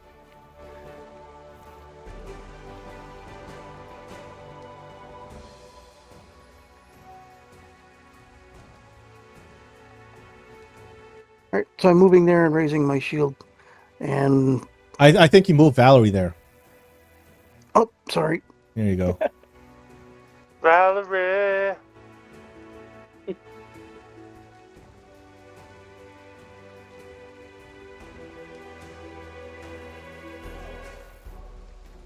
I have the map kind of shrunk down, so all these icons are really small. Oh, probably you can always zoom in. Yeah. Just the mouse scroll bar. Yeah, I got it. I just had it zoomed out. Oh, and just be careful. You have Valerie targeted too. Let me remove her as a target. There we go. All right, so you took one movement and you're preparing an attack. That's your turn. It's Valerie's turn. Okay. Valerie. Prepare an attack. Is it one or is it two actions? It's two actions. The attack itself costs one action. The preparation part of it costs one action. Okay, But so Valerie and Gunthar, they both have opportunity attacks too. So remember that. That's true. So I will move here then. And I am going to try and do some warfare lore and try to find what we can gain from deterrence for best fighting this war. Sure, I'll let you check. I'll let you roll a warfare. Okay, so that's a failure on Tuskgutter. You're not really sure. I mean, obviously, a boar is not going to have ranged weapons. I mean, you know, that goes without saying. Unless this is some sort of magically enchanted boar or something like that, it's not going to be attacking at range. It's going to be a melee fight. But beyond that, you're not really sure what you can, you know, because you haven't even seen the thing yet. So you're not really sure what we can get from that. All right. Okay. We got Ermin. You're up.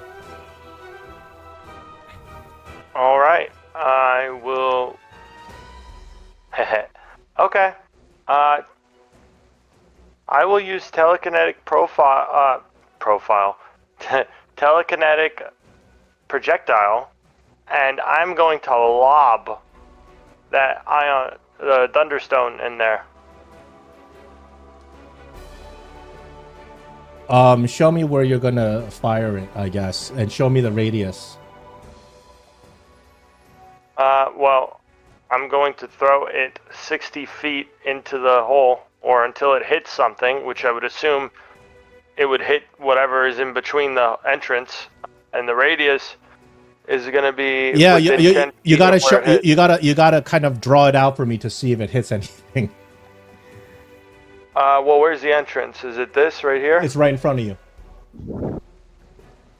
I guess I'm going right in the middle. You're gonna throw it right there. Well, I'm gonna throw it through. Okay, so where is it gonna end up when it goes through? Because I gotta find out if it hits anything. You gotta show me the point of where you're aiming, because you don't have a target right now. The creatures. No, but, yeah. But if I throw it here, it's hard for me to ping because it's all black. Then do arrow pointing. I guess I'll. Okay. Let me see. Or draw. You might. Yeah, I'll You draw. might have Hold to on. also Also, click your I'll throw icon. it- It might. I'll throw it right in the middle. I'll go like. Oh, hold on. That's not the middle. Remove pointer. You can move it if you click the X. Yeah. It's tricky though. It's fussy. Right here. Okay, you sure that's where you want to throw it? Well, if he's in the entrance, here I'll go. Can I see in there at all? What you see, what you see. You don't see the boar, but you see through the entrance, the light hits it where you can see the back wall of it there. Try clicking your token. Does it change what you can see if you click your token? Oh. Now I see what you're saying. Yeah, you see. So show me where you're aiming this thing.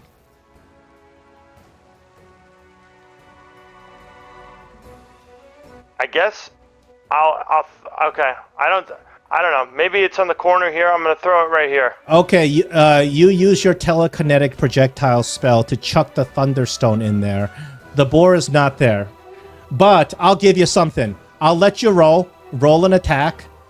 If your attack succeeds, the blast is so massive, some rocks are gonna fall on it. All right. Let me see.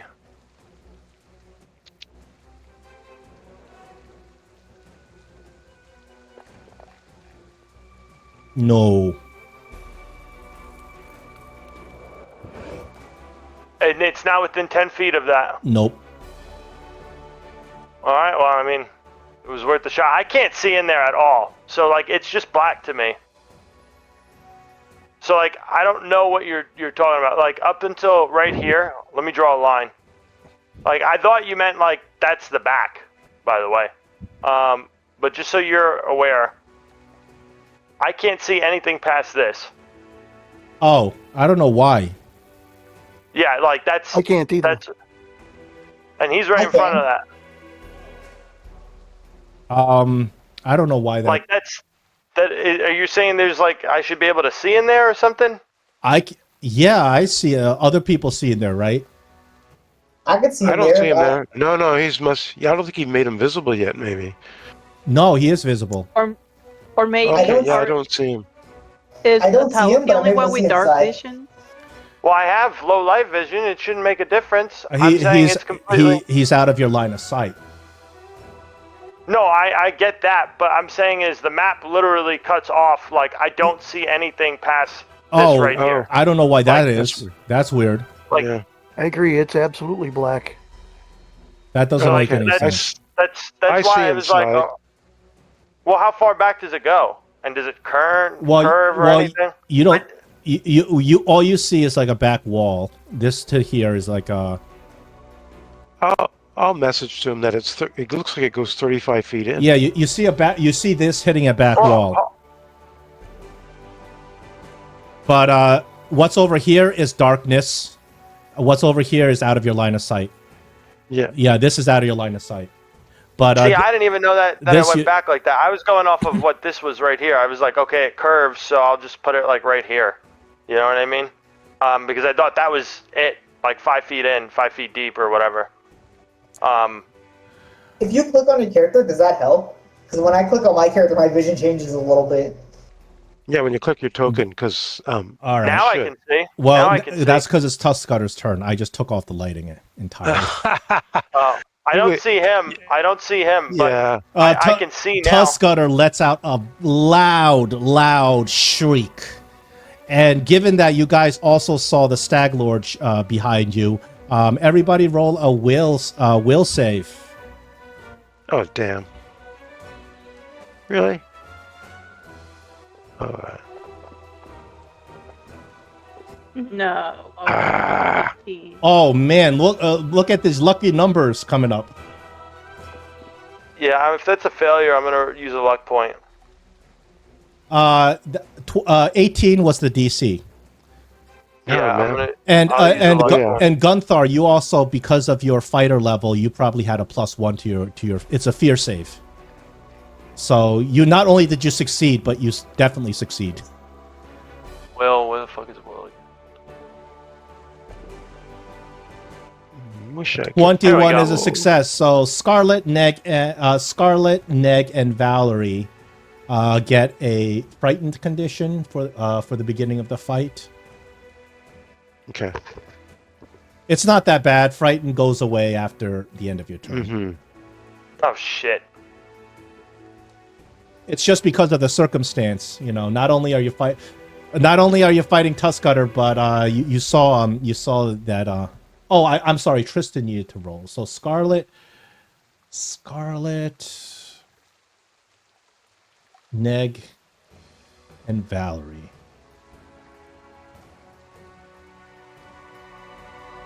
All your checks and DCs. Okay, so it doesn't sound like it affects your attacks, but it affects your...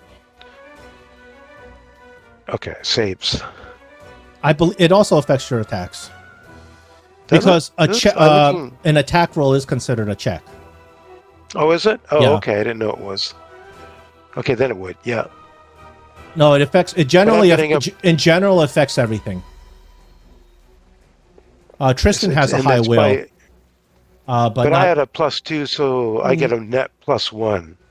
I think on my attack. Anyways, blah, blah, whatever.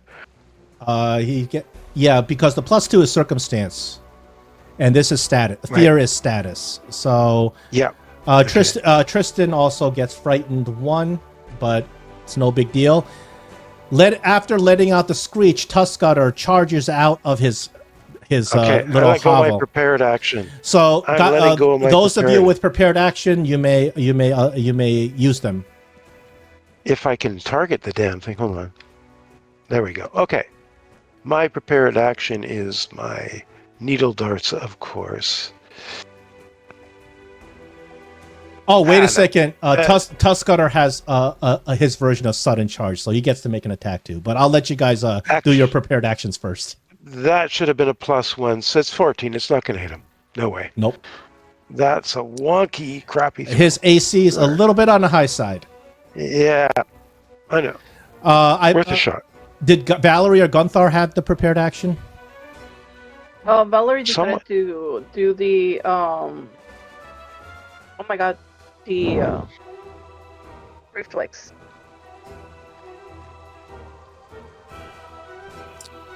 No, she did not do. Gunthar, I believe you had a prepared action against Tuskgutter, if I'm not mistaken. That's what I thought. Yeah. You may take your attack. He just charged right into your face. As a matter of fact, he's going to attack you right after you attack him. Ouch. So since I have my shield raised, shield boss. Oh, okay. So you're going to shield attack him. 24 is a hit. I do have a question. Whack 7 points of damage on Tuskgutter. John. Yeah. Oh, this dude's tough. Valerie has bravery. Does she? Oh, I forgot about that. She does have bravery, so let me see. No, bravery still would not make her roll high enough to avoid the fear. It does add a +1 to her roll, but her roll was like a 7 on the dice, so that's not high enough. Yeah, but it says that anytime you get the frightened condition, it reduces its value by 1. Oh, it's one of those. In that case, Valerie's not frightened. Let me write. Let me see if it's correct. I forgot. If it's one of those kinds of things, yes, she is not frightened.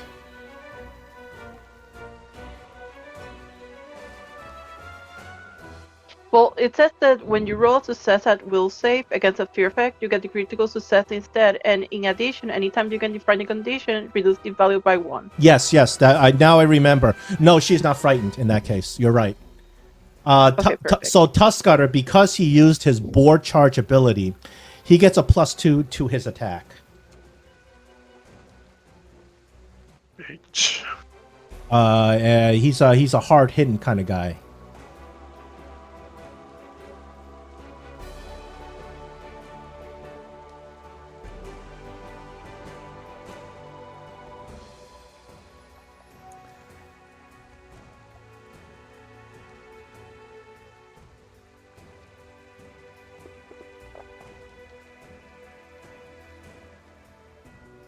Whoa. Seriously? Oh, and everybody remember to Wow. put back your armors. Yeah, everybody, make sure Yeah. your armor's equipped. So, Yeah, I have my armor equipped Okay. and my shield raised. Good grief. all right, so you Yeah, have that's your shield big, man. raised. You may choose to mitigate this damage if you want. So this is the damage, 14 points of damage. Do you want to shield block? If you shield block, what happens is that your shield will accept your shield will probably break, but it will block off 5 points of damage. But your shield will be pretty much broken after this. Yeah. And it costs your reaction too. Yep. Do you want to suck it up, or you want to shield block it off? I will shield block this. All right, your shield is broken, but instead of 14, I'm going to raise your hit points by 5. You mitigate. All right. 1, 2, 3, 4, 5. You mitigate. Whoops. What am I doing? 1, 2, 3, 4, 5. You take 9 points instead of 14. And obviously my shield is no longer raised. No, it's broken. But guess what? Valerie repairs shields for free during camping. Yeah, That's her special Nice. ability. Yeah, once. Yeah. Is that going to happen before next round? No, not at all. I've actually, there are players out there that carry multiple shields for that purpose. And remember, when you hit level Okay. 5, there's shield runes that make your shield sturdier. Scarlet, you're up. Okay.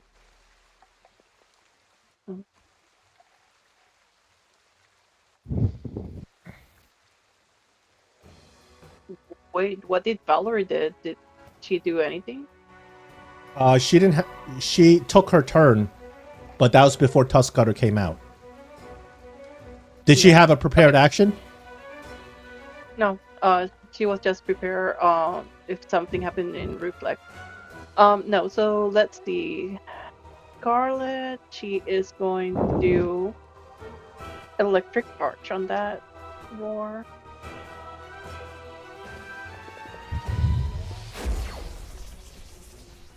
Oh, Well, no, he fails his save against your electric arc. Mm. Oh, I keep forgetting it's the opposite. Here we go. Good damage.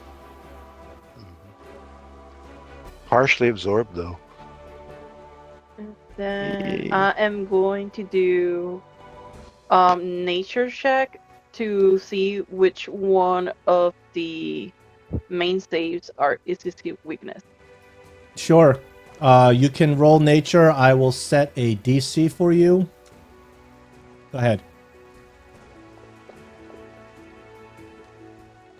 That is a success.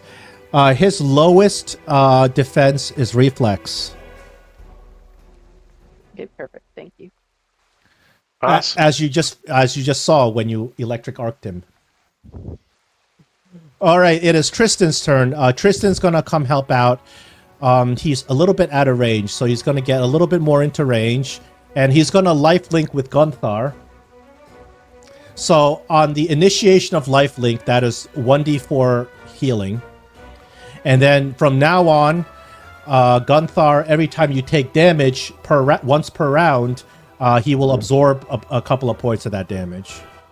Oh, he's going to die. Oh no, he can turn it off. It's a maximum of 3 points, so he can't absorb any more than 3 points. So if he dies, it'll be slow. So let me just roll a 1d4. Oh, that's only 1 point of healing that he does with lifelink. He is lifelink with you, and then he's got 2 more actions. I think Tristan may want to do one of his special moves, one of his special spells. He's got a spell called Forbidding Ward. You ward an ally. Here, I'll give it to you. You ward an ally against the attacks and hostile spells from a target enemy. The target ally gains +1 bonus to armor class and saving throws against the target enemy's attack spells and other effects. So he is going to do Forbidding Ward against against Tuskgutter for Gunthar. So Gunthar, anytime Tuskgutter attacks you, your AC is added +1, and any saves you have to do against Tuskgutter, you get a bonus +1 as well. So I'll put that effect on Gunthar since there's no other enemies here anyway. Tristan's done. Now it's next turn again. All right. I'm just gonna fire again. I mean, I know that was great. That I guess I could message to Scarlet and find out if she's her keen sense of nature and beasts has told her anything about its saves, and I know that its reflexes its worse, right? Yep. And then I would then by that know that I'm absolutely not using any spell that has a save because all mine are crappy fortitude saves. So with that in mind, I will just target it again with my lovely chunk of cold iron and hopefully hit it. And I don't get any bonus. Has it worn off the frightened effect? It has, right? It wears off at the end of your turn. At the end of this turn? Yeah. Oh, okay. Just because you got hit with it, so you have to at least finish the round. Oh no, no, that's terrible, that's terrible. No good. I still have one point. Remember, you're behind some rocks. You can hide. You can try to hide from it if you think you can. Yeah, if you think you can beat its perception. I'll try and hide from it. I mean, because it's better than anything else. I have anyway. Roll a stealth. Okay. Not you can hide or you can take cover from it, but it doesn't look like it's after you right now anyway. No, I'm gonna hide from it. I like the idea of hiding. I have a DC set up. No, it's not. No, gonna you do not beat its perception. Just rolling badly. Okay, fine. I'm moving on. Move on. Talos, your turn. It. Okay, I'm just gonna move to the side here.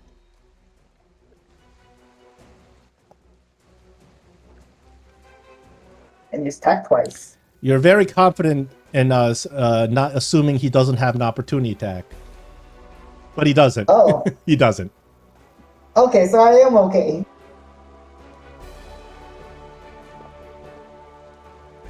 Ah, 22 is gonna hit it. Good stuff. Oh. Cool. Whoa, that's good damage. Then I'm gonna raise my shield. Okay. Gunthar, you are up.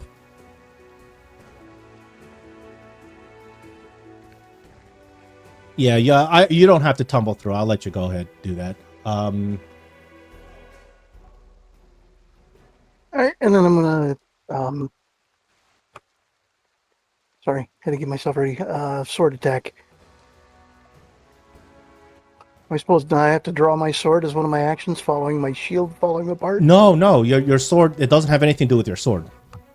Got it. Okay. As a matter of fact, if you have a bastard sword, since you don't have a shield anymore, you can always double grip it for extra Yeah, you can, but that costs you an action. Remember that. But if you two-hand it, you're doing D12 instead of D8 damage. But that's up to you. Right. How do I change that on my sheet? It should. What I recommend is have 2 weapons available, and one weapon says two-handed bastard sword. One weapon said one-handed. If you want to do it this time, just roll a D12, and we'll just calculate it, and I'll subtract it. Okay. But you got first you got to hit him. So right. You are flanking him, so put the off guard on before you swing. I've done that. Okay. I'm just gonna swing one-handed at this point. No, you can go two-handed if you want. I don't want to use the extra action. Oh, that's a hit. Okay. Good. Yeah. Ooh. Good chunk of damage. And for my third action, I'll take another attack.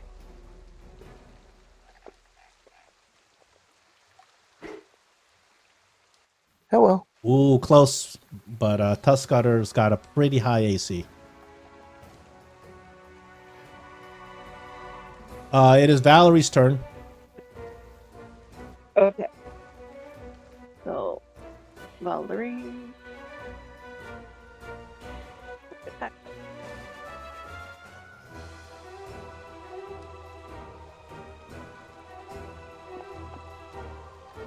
No. Ooh, no. Okay, here goes my second attack. Second one's a hit. Okay, perfect.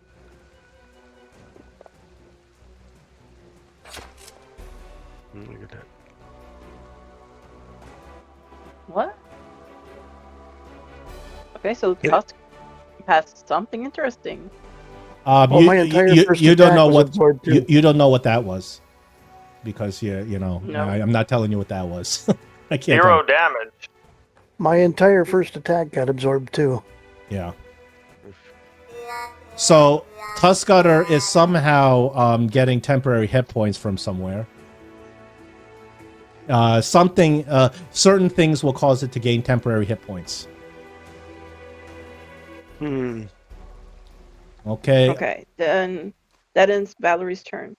Aramin, you're up. Temporary.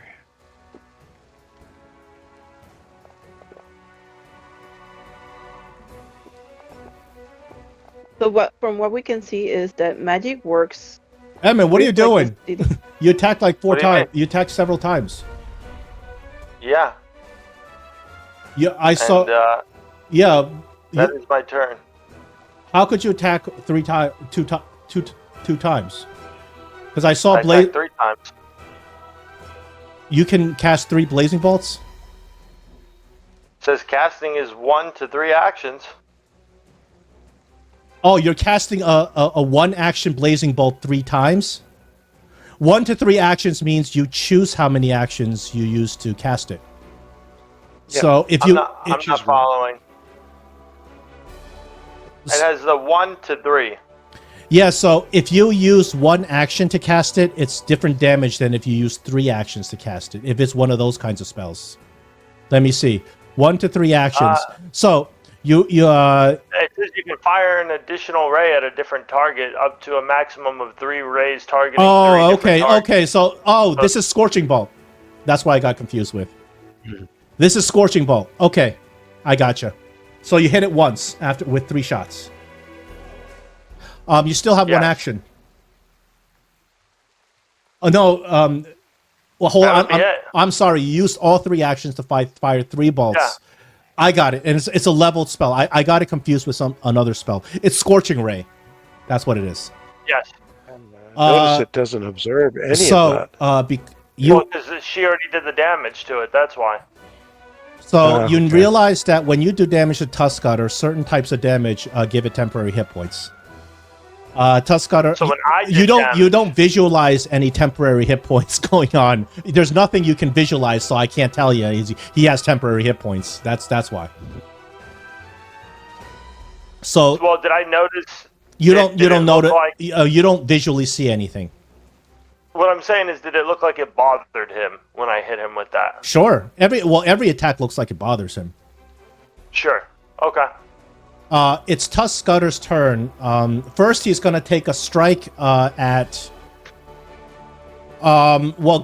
Talos is immediately in front of him. I'm gonna attack Talos with my initial attack.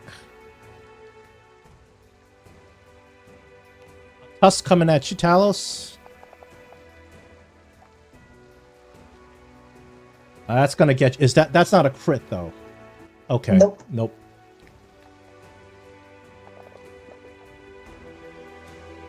Wow. And then Tuskgutter is going to do a boar charge. I'm going to roll a random dice to see who's going to be the subject of his boar charge. Neg, are you hidden from him? I did. I can't remember if I passed my stealth or not. No, you you failed didn't your make stealth. it. So you're in the No. mix. Neg 1, Aramin 2, Tristan 3, and Scarlet 4. He has a lot of speed when he does a boar charge. Scarlet, he's going to come after you. But before he does that, because he is leaving people's range, any of you who have both Gunthar and Valerie, if you have not used your reaction for this round, you can opportunity attack it.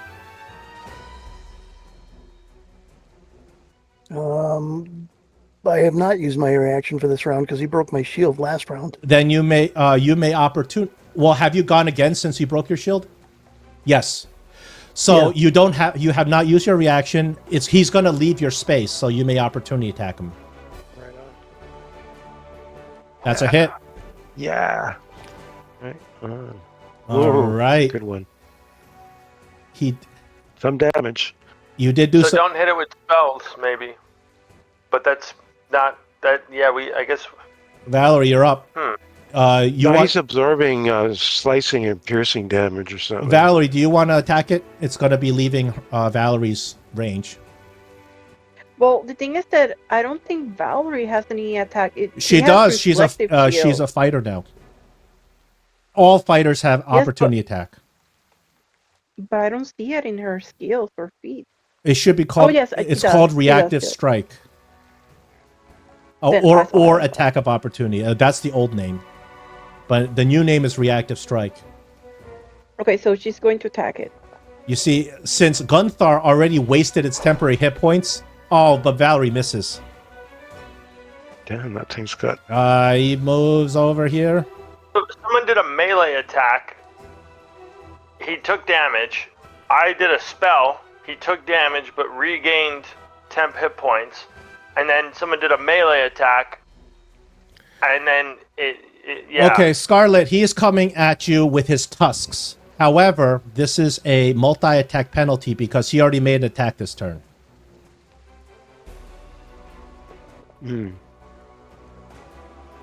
But he's gonna... So close to not rolling.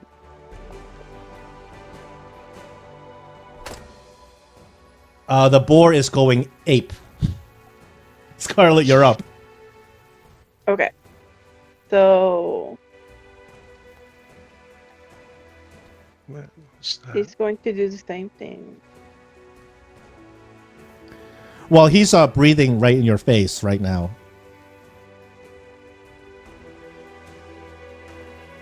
I mean, It also has no opportunity attacks, if that helps.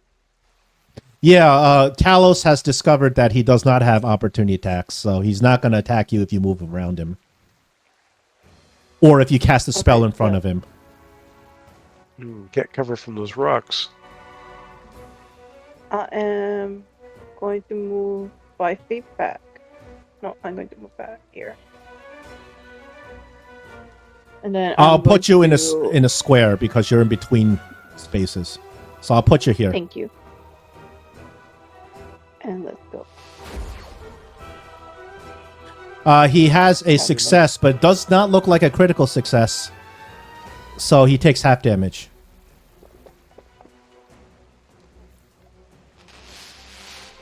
The electricity does not well, you don't know, but it doesn't activate his temporary hit points. Yeah. Has someone did fire to him other than me? No, you're the only one who cast fire on him. Yeah, I don't have fire. Is any spell?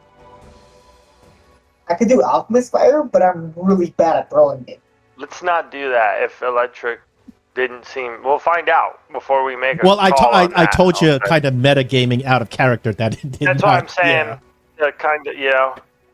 So I did bludgeoning on my shield boss attack, and that was absorbed entirely. And then the rest But of my the attacks have absorb been... isn't the action that causes it. It might be a damage type. Damage It type, might I be. think. So But when you do the bludgeoning, damage and it says bludgeoning absorb, got that means it absorbed already has entirely. temp. Yeah, and it already had temporary. Slashing, some of it's getting through, some of it's not. Well, and also when Gunther hit it with his bastard sword and did 12, it did 2 damage and it All right. absorbed the 10 again. I'm also going to tell you out of character, you got to take him down by the next 2 rounds. If you want full experience. I shouldn't tell you, but I want to tell you anyway, just for fun. If you want the full experience, within the next 2 rounds, you got to take him down. But Okay. go ahead. Otherwise, I can only give you partial experience.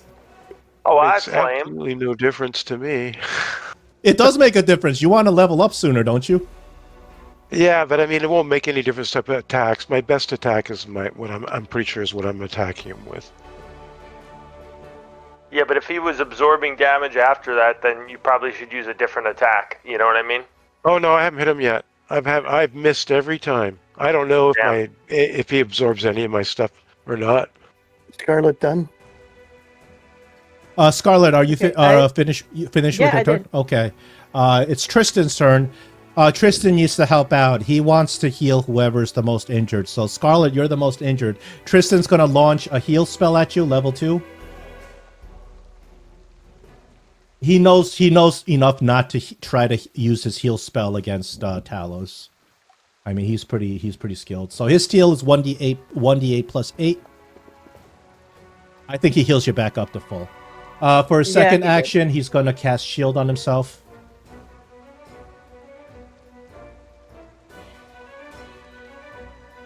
Neg, you're up. Okay. Let's see if I can hit him this time. I think I need to move. Damn. But yeah, I think I need to move if I want to hide in the rocks. So I'll move to here. And then I'll try and hit him again with my needle darts.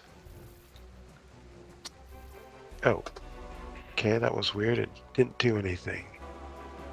Let's try that again. Did it? No, it didn't roll, right? He's definitely targeted by me. Yep, okay. Sometimes it does that. All right, this time I hit. That is a hit with your needle darts. Okay, let's see if he absorbs any of this. Cold iron piercing damage. He has absorbed Does none of full that. damage. Absolutely none of that. Far out. Okay. That's full damage So cold on him. iron. Yeah. Awesome. Nice. That is all. Can I try and hide this right now? I don't know. Did you Oh, move? I 5-foot step. Yeah, if you Well, I move, no. But there isn't a 5-foot step. Like I just step. That doesn't count. A 5-foot step is an I action. can't. It's an action. Okay, cool. Moving on. Talos, you're up. I'm gonna go for a sudden charge.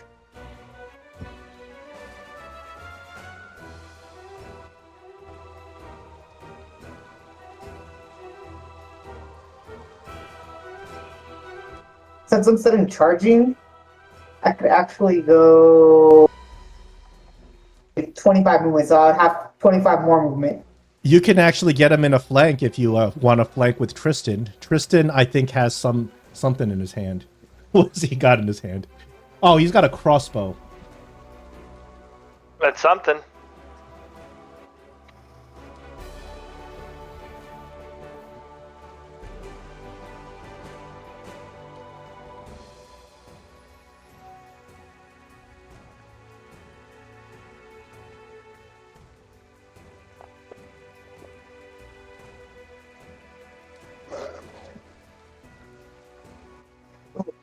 Or I'll go for a claw attack too.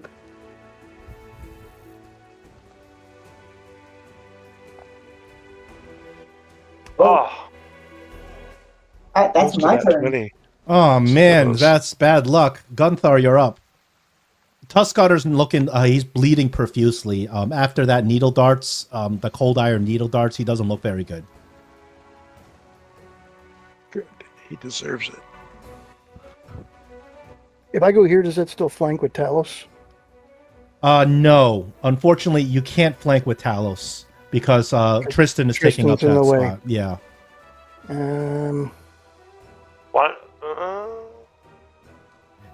What Yeah, you no, can do is no. you can set up a flank with Valerie later. That's as far as I can move, so she's going to have to move. You'd probably have to stay up a bit to flank there. Who knows? Is that mine? Is that mine? Give me it. Oh, now, if he'd have been flanked, I probably would have had that. All right, second attack. You got that one. Nice. So Nice. you take Tuskgutter down, but combat's not over yet. You have a third action. I'm not telling you why, but you have a third action. I look back towards that rock where that dude was. Yeah, you can look there. You can roll me a seek action as a perception.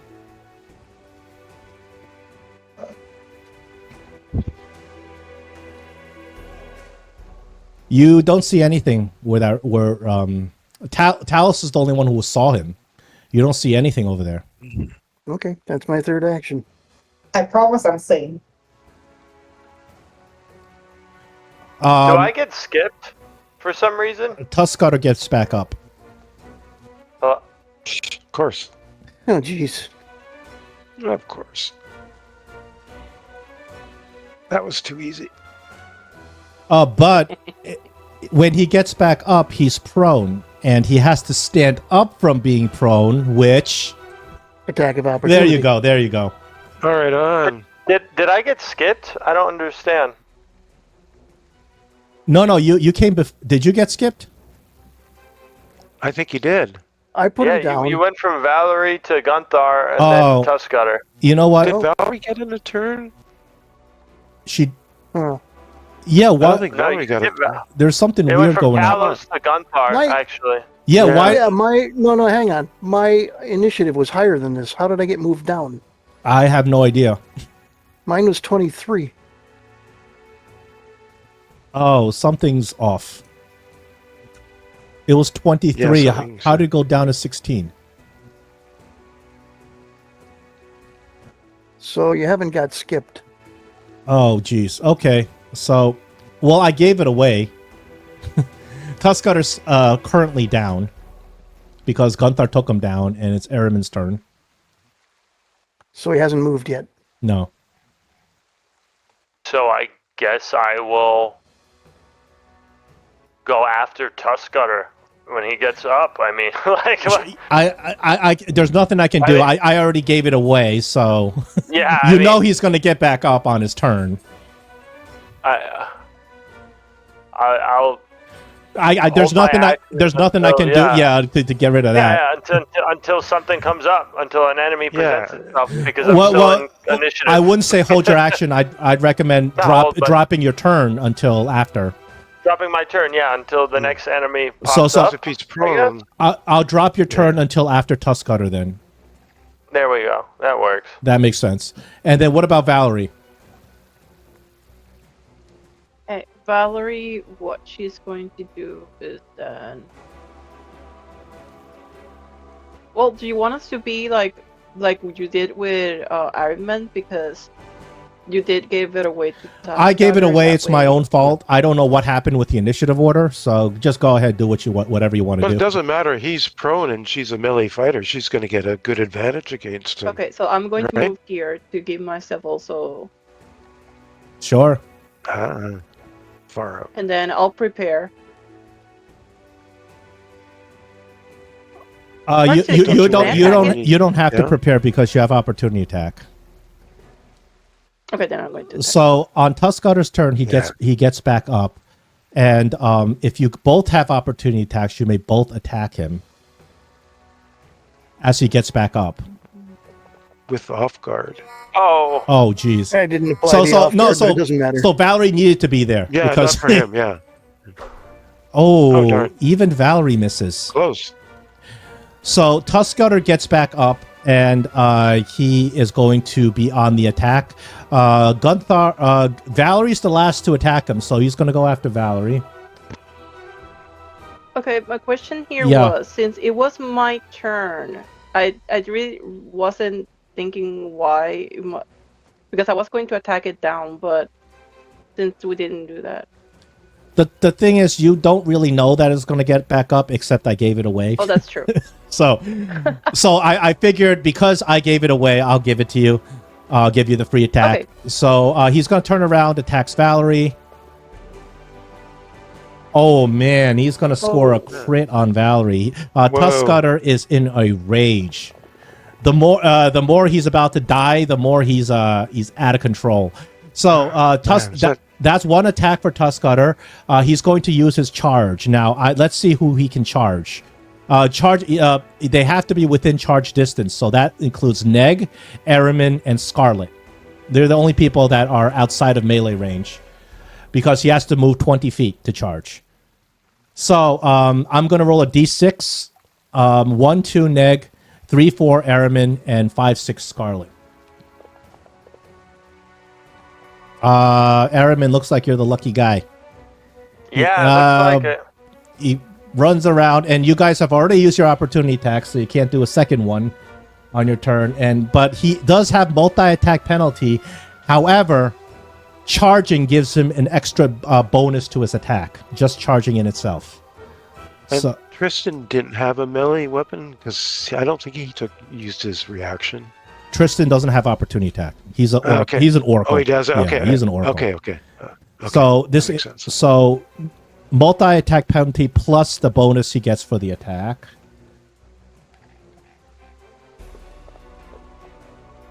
Ooh, he rolls in. I think that's Not just. actually, I think yeah. that's just enough to hit you. By 2, yeah. Oh man. Okay. Yeah. So he's gonna gore you. Not as bad as it could be. That is Tuskgutter's turn. Now it's your turn. Right after right. getting smacked by Tuskgutter. So, if I shoot him with a ranged spell, do I get a penalty from being this close to him? No. The only risk you take is if he had an opportunity attack, he would be able to hit you for spell casting, but he doesn't have one. I'm going to cast Briny Bolt.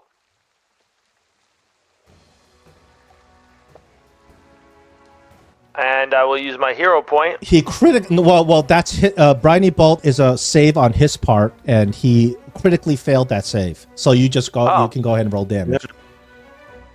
Oh, okay, yeah. So he's blinded and dazzled then. Blinded and dazzled. What about the damage? Let me see.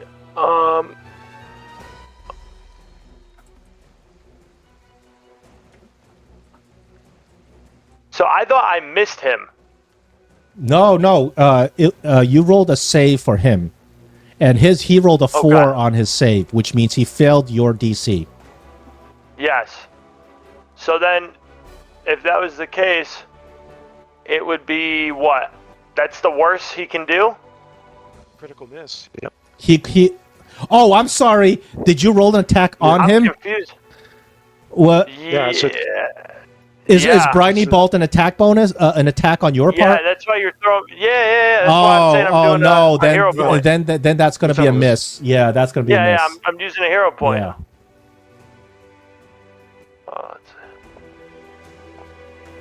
You got to be fucking kidding me. Okay. What about? I don't think I hit anything tonight. You got a third action on your turn if you want to stay next to him.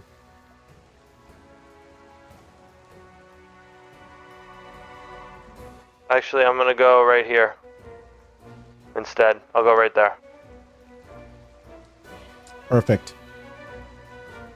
Scarlet, you're up. Okay. I'm going to do my favorite attack, electric. Oh, he fails your electric arc. And he's down. There we go.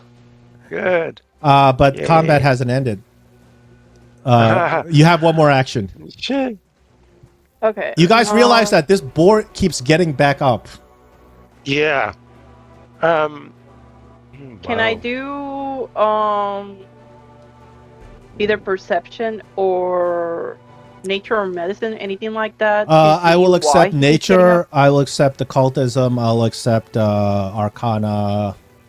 That's what makes most sense. Or survival. I'll accept survival as well. Or medicine. I'll accept Okay, medicine. Then I'll use medicine on him. That is a success, even though it says failure. It's a success. The Tuskgutter has an ability called ferocity. Ferocity. Think about orc ferocity from D&D. When you kill it, it gets back up with 1 hit point. But no matter what, when it has 1 hit point, there's only so many times any creature can do that before it's dead permanently. So it doesn't last forever. Okay. But that's what's going on with Tuskgutter. He is so vicious and so metabolically like supercharged that even after you take him down, he still has like that extra little drip of gas in the tank that he uses to as his death, his death tumbles. So, but there's only so many times any creature can do that. So what happens if you hit him while if he gets back if he's So- down and he's at 1 HP or whatever? Yeah, it is he's right at now, 1 what if HP, you but hit him- exactly, he can't get up until his turn. So if you hit so him if you hit now, him now, it does nothing. no, it'll still do damage. If you keep hitting him while he's down, he'll die. And melee Oh. fighters get bonuses for hitting him right now because he's prone. Right? Yeah. So because you tell everyone this, Tristan is going to say, okay, let me try to cast my spell at him. Maybe I can take him down for good. Tristan is going to cast a Divine Lance at him. Tristan does get, he's off guard to Tristan because he's prone. And he's pretty much, he's not unconscious, but he's prone. So he is off guard to Tristan. Oh, but Tristan's not. Tristan's gonna try to go Hail Mary with a crossbow at -1. No. Tristan's not really designed to be able to do it to hit anything. You're up, Neg. All right. Now he's prone. Is it going to be? It's going to be harder for me to attack him. No, from here, isn't unlike 5th edition, you actually get Okay. a benefit because when something's prone, it can't move and Yeah. dodge anything. So you get an Okay, so what- advantage shooting a spell at it. It's off guard Is to it- you. Yeah, he's off guard. Okay, cool. Far out. That is good. Okay. When you're prone, you're off guard to everybody. Okay. Let me. Somehow I scrolled way down here. Here we go. Yeah. I'll hit him with my needle darts again. Let's see if I can get him. Nope. Oh man. I will not get him. But see, it did give me. Okay, no, I got my +9. Okay, far out. Tuskgutter's no longer regenerating temporary hit points for some reason. Talos, you're up. I'm gonna hide just in case. I'm gonna try and hide. Sorry, I'll do that. Okay, Just in case he gets up. that is Oh, I that do is hide. no, that's success. Definitely success. Yeah. Good. Okay, my turn ends. Talos, he's off guard too, no matter what, because he's prone. But you flanking him is like extra off guard, I guess. But you don't get bonus for double off guard. Yeah, I guess just instinct. But you never know. You might get up, and then you will be in. flank, Exactly. Or someone else will be. Yeah. Oh no. You see, you hit it, but the thick hide, you can't bite through that hide. Or These Clockwork. rolls tonight are garbage for all of us. I Uh-huh. agree. It happens. Okay, that's my turn. All right, Gunthar, can you kill Tuskgutter, please? I'm asking you. No, come on, man, kill it. I don't want him to have to make it come back up again. Oh, hold on, yeah, hold on. that's close. 19. No, 19 is just off. Yeah. Oh, I didn't have the off guard on that roll. You didn't. Okay, then that means the attack is actually a 21. A 21 will hit it. And Tuskgutter has 2 ferocities. It's gone. You finally cut its head off. You finally cut its head off, and thus ending the combat. You see, Yeah. All right. you see, I had to fake you out. You didn't know why the combat kept going. You didn't know if the Stag Lord was going to start firing on you. Mhm. That Oh,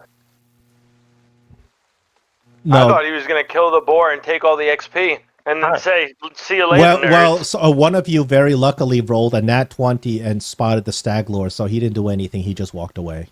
He saw that Talos saw him, and he walked away. Oh, okay, I was going to roll a perception just in case he was still there. and If look out we that see him later, eventually, will there be any insight? Like does the game cover for like, hey, like if someone says, "Why did you leave?" or "We saw you," like, does the game actually answer stuff like that? Maybe, maybe not. You know, Or okay, it's hard for me to. And also depends on what happens when you meet him, how the interaction Sure. goes, how role playing goes. You know, I can't say for right now. sure. All right. We've killed this thing. What do we need to do with it to collect the reward? Oh, or finish the quest? you can cut off its massive tusks and hand them in. Yeah. There we go. Right on. You guys get full experience. You just managed to beat him in round 4. So you get full experience. I believe it's 80 points of experience for taking down Tuskgutter, plus the extra experience you're going to get when you get the reward. Who's using bludgeoning or piercing? I used bludgeoning when I did shield boss. Well, the I think reason I was Mason is slashing. well, I was gonna say, do you think it's possible to turn the tusks into a weapon? Tell me what you have in mind, and we can probably figure something out. Improvise something. Well, tusks pierce, right? So like, it wouldn't be a slashing weapon, but I could see it kind of. You either like beat someone with it, or you stab someone with it. And I With the figured lance? if you, yeah, I mean maybe. I mean, if you're interested in doing that, we can work out some sort of crafting challenge to do that. Sure, I'm open. To so that. obviously, I wouldn't use that per se. I mean, unless it was like it's probably too big for me, is what I'm saying. I'm not sure. I'm not sure what kind of maybe an axe. I'm not sure what kind of weapon. Maybe if you want a piercing axe or something. What if you put like a rune on something like that? You know, like I'm talking like maybe not right away, but like, hey, you build a weapon I would over time. I would give it the same rules as ruining any other weapon. Well, all right, that'd be cool. What if Gunther ties him onto either side of his head and gets a gore attack? or we just operate on because there's probably a feat that lets you do that. So I can't give it to you as a. Actually, if you can find me a feat, if you find me a feat that does that, I'm willing to kind of work with you and give you that, find a way to get you that feat. Oh, that'd be so funny. Oh my god! You'd be like a Celt with his. I am sure if you dive into the Pathfinder material, you can probably find some sort of headbutting feat with a goring or something like that. I'm sure there's something there. Dude, you could even turn that into like a helmet or like, something. Like that's all I mean. You could do something with it is all I'm getting at. Yeah. But you know what? Wouldn't you guys just be like the Stag Lord? He'll be like, "Why are you copying me?" Yeah, and then I'd be like, "Cause you're not our Gunther. We have our Boar Lord, and you're the Stag Lord, and boars eat stag." Bitch. Yeah. But that's not even true. That's not even true. I would say shut up and that's great. Shut up as I stand behind Gunther. Hey, first of all, this Tuskgutter might eat stag. Who knows? Oh yeah, boar can kill a stag. Okay, sure. let me get you first. Before I forget, I'm gonna make sure you get the experience that you earned here. It's 80 points, so 50 plus 20 plus 10. There we go. There we go. All right. Is there anything in the... And you know what? I don't want to forget for later on, I'm also going to give you the experience for the quest itself. Oh. When you turn it in, you also get some extra experience, so I'm going to award that now. You get a physical reward, but you also get experience. And I don't want to forget later on, so I'm going to make sure that I give you the experience portion of it. We're getting there. And what is in the place that I couldn't see before? Yeah. It is just a foul and disgusting boar's den full of rotten stuff that the boar's been feeding on. Can someone come in here and look?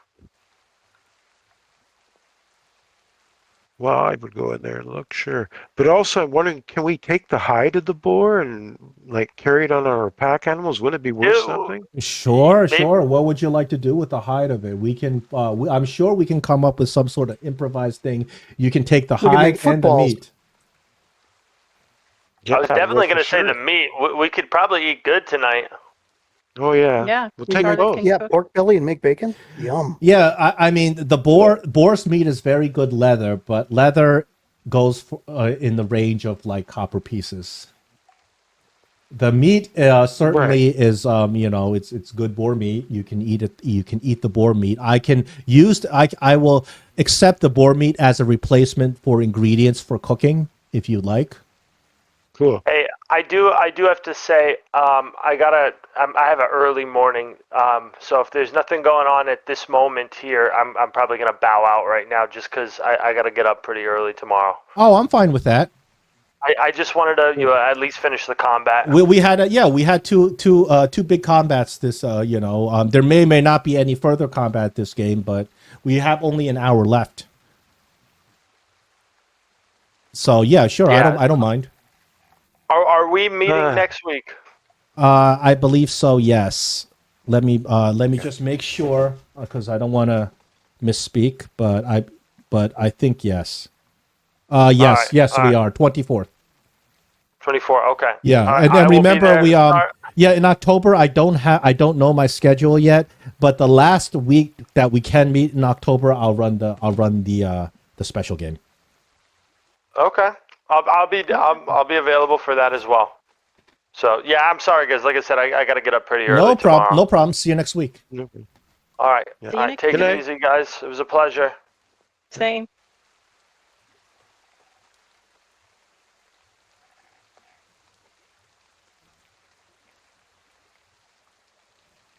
Do I you got a need problem. me to throw survival to get the meat of that boar? No, John? no. It's pretty it's too trivial to have to roll for. Okay. Boar meat. I'll add that to your inventory. Boar meat. We can load it onto my riding dog. You guys actually, I think you guys got eventually got a wagon when Knock Knock comes back, pulling a wagon. Oh, right. That's true. He did. That's right. No problem then. Yeah, what? We can I always need say to that he was break for, with us, like- always doing that movement. Yeah. I need to break for about 10 minutes. Oh yeah. We should. Okay. We can all take a little break Okay. because break for 10 minutes. we missed a break earlier.